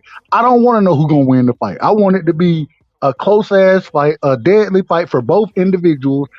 I want to see them mix it up. That's what I want to see. Yeah, man. Man, look, that night that Mike Tyson lost his first fight, man, I didn't sleep. I was laying in the bed. I was like, I kept saying to myself, I can't believe he lost. I can't believe he lost. I was sitting there, my grandma looked at me and said, boy, what's the matter with you? I said, Mike Tyson lost. She said, boy, who in the hell is Mike Tyson? I remember that night like it was yesterday because my parents, they had went out of town and my grandma had came to the house to watch us for like a week for the first time ever. You know what I'm saying? Like my grandmama, she was still young back then. So she was kind of like in the streets, like, you know what I'm saying? She never had watched this before. And I remember she had us for like a whole week. And I remember that night, man, she cooked the best chicken I ever tasted in my life. And you know, for me to watch the Tyson fight, Tyson and Douglas, man. And I remember, man, I cried that night because Tyson was that shit, man. And didn't nobody expect Tyson to lose. But let me read some of these comments. I gotta get ready to wrap it up. I gotta take my ass to bed. I gotta get up early as hell. Crush said, how many cards has he put on? If you're talking about Turkey, I know PBC, they put on what, 3 cards this year? 3? Yeah, three. It's been 3. Yeah, PBC put on 3, and I Turkey didn't put on a lot of cards. I know he put on the what you talking about, because he put on the one with all the heavyweights, then he put on another one with all the heavyweights, then he put on quite a bit of, he put on the 5 versus 5. He put on quite a bit of cards. I only think to be honest, Key, I think he got probably 4 cards. I think he got 4 cards, to be honest. Okay. I could be wrong about that, but I think it's 4. I think it's 4. That's still more than PBC. He just starting, but yeah, man. Josh, he says, I don't have a problem with Turkey on the end. He said on that end, he said, I fuck with that. My gripe is him trying to stiff arm big names when them guys make the sport like it's not like it or not. Canelo fight will outsell all Turkey fights. But see, this is the thing. That's for now. That's for right now. That's not gonna see. We shouldn't be. The thing is why are we supporting these fights that Canelo is fighting? You know what I'm saying? And the thing is that it's too much of talent in boxing for us to be saying that, well, it's 2 guys that run the sport of boxing. Yeah. And if it ain't up to these 2 guys, boxing ain't shit. We shouldn't be saying that with all the talent that we have in the sport. And he changing that. That's what I'm trying to get through to the people that really, really love boxing and may not understand what's going on. Yeah, but see, Keon, and coming from myself, a person that puts on several events a year, not in boxing, fundraisers for African American causes. Right. You can't do like we did a crab feast, a Unity Day crab feast. It was the first one. We only broke even. You know what I'm saying? We only made like enough money just to say we was in the black. You know what I mean? Like anything, like if it was plus $1, you're plus in the black. But you can't go around saying, okay, Turki Alalshikh then put on 5 events. These are his first 5 events, and they off and he lost $10 million. Okay, that is a little bit to be expected.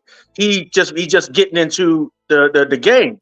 Now if you can say that 5 years from now, then yeah, maybe Turki Alalshikh got a problem. But you can't say You can't say that about him right now. That he said he took a loss, and these are his first fights. That that the casual boxing fan don't even know who the hell Turki Alalshikh is. And you know what? You know another thing, right? You got all of these people running around bragging about Turki Alalshikh lost this and he lost this amount of money. Those same discussions were said about Al Haymon when he started the PBC. Do y'all remember that shit? They were talking about how much money he lost and overpaying fighters. They said the same thing about Eddie Hearn also. Yep, absolutely. They are, but the thing is, to tear them walls down, you gotta pay. You gotta pay accordingly. You got to pay for your position. You got to pay for your position. And if all these same people were talking all that stuff about Daniel Kinahan, being a mobster and a killer, those kind of stuff. All right, you messing with original Arab gangsters now. Run afoul of Turki Alalshikh, you know what I'm saying, and have his cousin get your ass. the crown prince, man. Them dudes is serious. I'm not making no accusations. I'm just saying those dudes are serious about their money, and they don't get into nothing they don't see a long-term effect. The one thing I can say about Arabs and Muslims in everything in life, they play the long game. They play the long game. They still teach their kids in school about the doggone Muslim Christian crusades in Israel, and that was over 1,000 years ago. They play the long game, so don't think that Turki Alalshikh is in here for for a couple of weeks and gonna say, "Nah, I ain't made the money, I'm out." Malaikum salam. No, he here. That dude ain't going nowhere. They play the long game, and he got long enough money to do it. That's why I said, man, he's here. He got a vision to fix boxing, the problems that was in boxing, and can't none of these crying ass fans and nobody can do nothing about it because their money is too long. Y'all ain't gonna stop shit. But hey man, it was a great show, man. I appreciate y'all joining me, man. I'm looking forward to what's about to happen in boxing, man. I'm looking forward. This is man, we got a lot to look forward to. Man. And now we don't have to wait around and worry about these fighters depending on, that one big name, because it should be a lot of big names in boxing. If you think about the sport of boxing right now, you probably got 3 big names in the sport of boxing: Gervonta Davis, Canelo Alvarez, and Ryan Garcia. That's really, really like generating that bread like that. Not speaking of the like foreigners like a Nui, because he in his country, right? But you got 3 big names. Why is that with all of the talent? Why is that? You know what I'm saying? It shouldn't be that way. You got too much of talent. You gonna tell me that Ennis shouldn't be a fucking mega superstar? You absolutely should be. And Ennis just like Terence Crawford, outside of his monumental wins and being undisputed in 2 divisions, I honestly believe that Terence Crawford's career was mishandled by Bob Arum, and I believe that Terence Crawford is too loyal. He's loyal to a fault, and I believe it messed him up. And now he's 36 months shy of 40, and he's trying to get the bag that he should have been getting at 30. You know what I'm saying? I think Bob Arum screwed up his career because he should not be chasing the fights that he's fighting, that he's facing at 37 years old. He should be coasting at this point, not hustling. His hustling days should have been over 5 years ago. Yeah, I think it's I think this is what I'm gonna say. It was par Bob, but it was Bob. I think it was an accumulation of a bunch of things. It was Bob. It was Terence Crawford not having an attitude is I don't want to fuck with certain people. Like I don't want to do these. Like he wasn't a friend. I've seen him. He wasn't that friendly, like what I'm saying. He wasn't that inviting to fans and the public and things like that. I think that was a part of it, and I think the biggest part of it is he came along during the most fucked up time in boxing, and during the time to where they was like, okay, it's the size of the streets. We not fucking with Top Rank. We Top Rank and we not fucking with y'all. In all of these promotional companies, they wasn't fucking with each other, right? So it was like everything gonna be in house, and I think that he came along during that time, and it was fucked up. But one thing, why I get why you saying it was Bob, because Bob is the biggest factor in this, and this is why Bob is the biggest factor, is because when Bob could have made Terence Crawford versus Manny Pacquiao, he didn't do it. Shut that shit down. It could have been made, and if Bud Crawford had to beat Manny Pacquiao, he would have became a mega superstar. Bob Arum refused to make that fight. And Manny's my friend. I don't want to see him get hurt. Say it again. Hold on. Say it again, Terence. Say it one more time. Manny's my friend. I don't want to see him get hurt. That's a damn shame right there. And so, you know, and I'm gonna close the show by saying this, right? A lot of people not gonna disagree with me on this, right? And I don't look at this as him doing it because of PBC. I'm looking at him doing this because of Canelo. He know Canelo fights on that September date.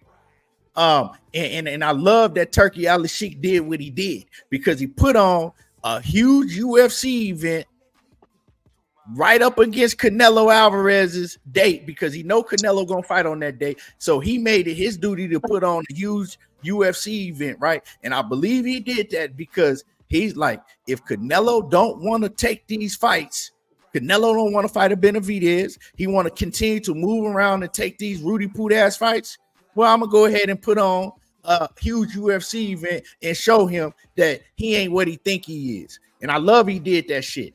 Now, if he had did it to somebody else that was, you know, with the smoke, giving us the fights that we want, I would have had a problem with it. But I'm glad he did that shit, because, man, fuck that Canelo Edgar Berlanga shit. Man, you know? Edgar Berlanga, if Canelo don't carry him, that fight ain't lasting 3 rounds. If that fight goes past 3 rounds, Canelo is carrying him straight up. Match. I don't know about 3 rounds, but 6. I give you 6. I give you 6. No. You know what? If he goes 6 rounds with Berlanga, Canelo is slowing down. He's not prime Canelo. If I was Turki Alalshikh, you know what I would do, Keon? I would buy advertisement in Mexico. And I would buy straight up. I would buy advertisement. Attack him at home. Attack him at home. Hey, yo, look, I'll be doing shit. What do you call it? Apollo Creed, trash talking against Balboa type shit, and I put that on the TV and on the billboards in Mexico. How about we want the Canelo Benavidez fight? If you know Canelo, we looking for him. Tell him we want this fight. You know, I like somebody like Apollo Creed going. We want Canelo.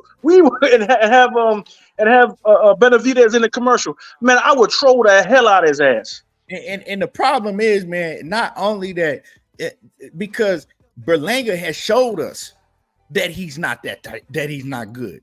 Berlanga has showed us. Berlanga has struggled with C- level competition and look shit.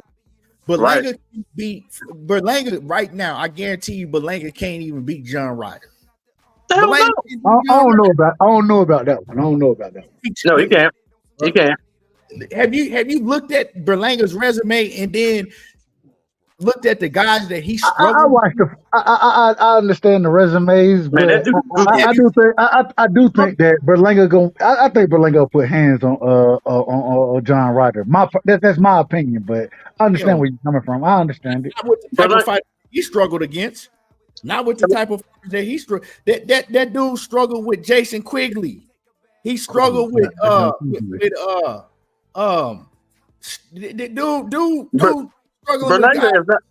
is not beating a top 12 fighter. In any of the sanctioning bodies. Nobody in the top 12 is Berlanga beating. Nobody. I just don't understand how Canelo even had the opportunity to make a Berlanga fight when Right, you got makes sense. when you have the other individual in the division, you know what I'm saying? Whether it's and I understand how well, damn, I can't even call his name right now. How he moved up to 75, but he said he willing to come back down. You know what I'm saying? Same thing with and he didn't even look good in in the fight. God damn, I can't call his name right now. Talk to me. This is how we know boxing is corrupt. Hold on, what's Rolly was actually a champion, and Berlinger got a Canelo fight. That's it. We can wrap it up on that. That's it. That we don't even need to say no more. You said, and this is why Turki Alalshikh is fixing that shit. If Turki Alalshikh was in the game before, Rolly would have never been the champion of shit. And Berlanga wouldn't be fighting no motherfucking Canelo Alvarez if he had something to do with it. So exactly. And if the fans had anything to do with it, it wouldn't have happened. If the fans had anything to do with it. As true boxing fans, we don't even support those type of fights. You know what I'm saying? So I ain't got no problem with it. None of what Turkey is doing. I think we should be supporting Turkey because he removing roadblocks, man. Keon, man, hell of a show. You know what I'm saying? I've been listening to you for a minute. I don't even jump on like I used to jump on, but hell of a show, my brother. And keep doing your thing, family. And I appreciate you, man. Appreciate you coming through. Hey, man, this is my first time, man. I definitely appreciate you hitting the join tab for me to come on the panel. I appreciate you, man. I listen to you all the time, man. When I be working at night, man. I ain't gonna tag nobody else on your shit, but you and when I see you come across, man, it's like less than 5 people I listen to. Yeah. You know what I'm saying? Less than 5, man, because you can't listen to everybody, man, because it'll poison you. So it's only a couple. It's you, Drew, Blue. That time you and Blue got arguing, I still laugh every time I come on. Every time I watch your show, it's about what's his name? The one that fought Tank. He got a belt. He just beat the dude that Earl beat up real bad. What's his name? The Mexican dude, Azteca. The one that Tank knocked out. Wait, 140. Oh, you talking about Barrios. Barrios. Yeah, man. You know, Barrios is bigger than Keith Thurman. You talking about me? Yeah. Oh man, yeah. Barrios can still fight now. Mario Barrios can fight. No. It wasn't about whether he could fight or not. It was an argument that Keon and Blue was having when they said that Barrios is bigger than Keith Thurman. Yeah, I remember that. That's a whole nother story. That was, man. That's my. When I see you come on, before I click, it's the first thing that comes to my mind is that argument, and I laugh to myself a little bit. I have forgot about that. I have forgot about that back and forth me and Blue was having about that. Yeah, that's funny, man. But it was funny. I appreciate y'all, man. I appreciate y'all, everybody in the chat, man. If y'all ain't hit the like button, smash the like button one time for me. I appreciate everybody that came through in the chat. Man, great show, man. I don't know when I'm gonna be back, but hey, I'm gonna be dropping content every day, so be on the lookout. I appreciate y'all. Hey, Keon, I gotta tell you, when you drop your content, man, that shit be funny as hell to me. I ain't even gonna lie to you. You be roasting some. I love it. I love all of it, and keep doing your motherfucking thing, bro.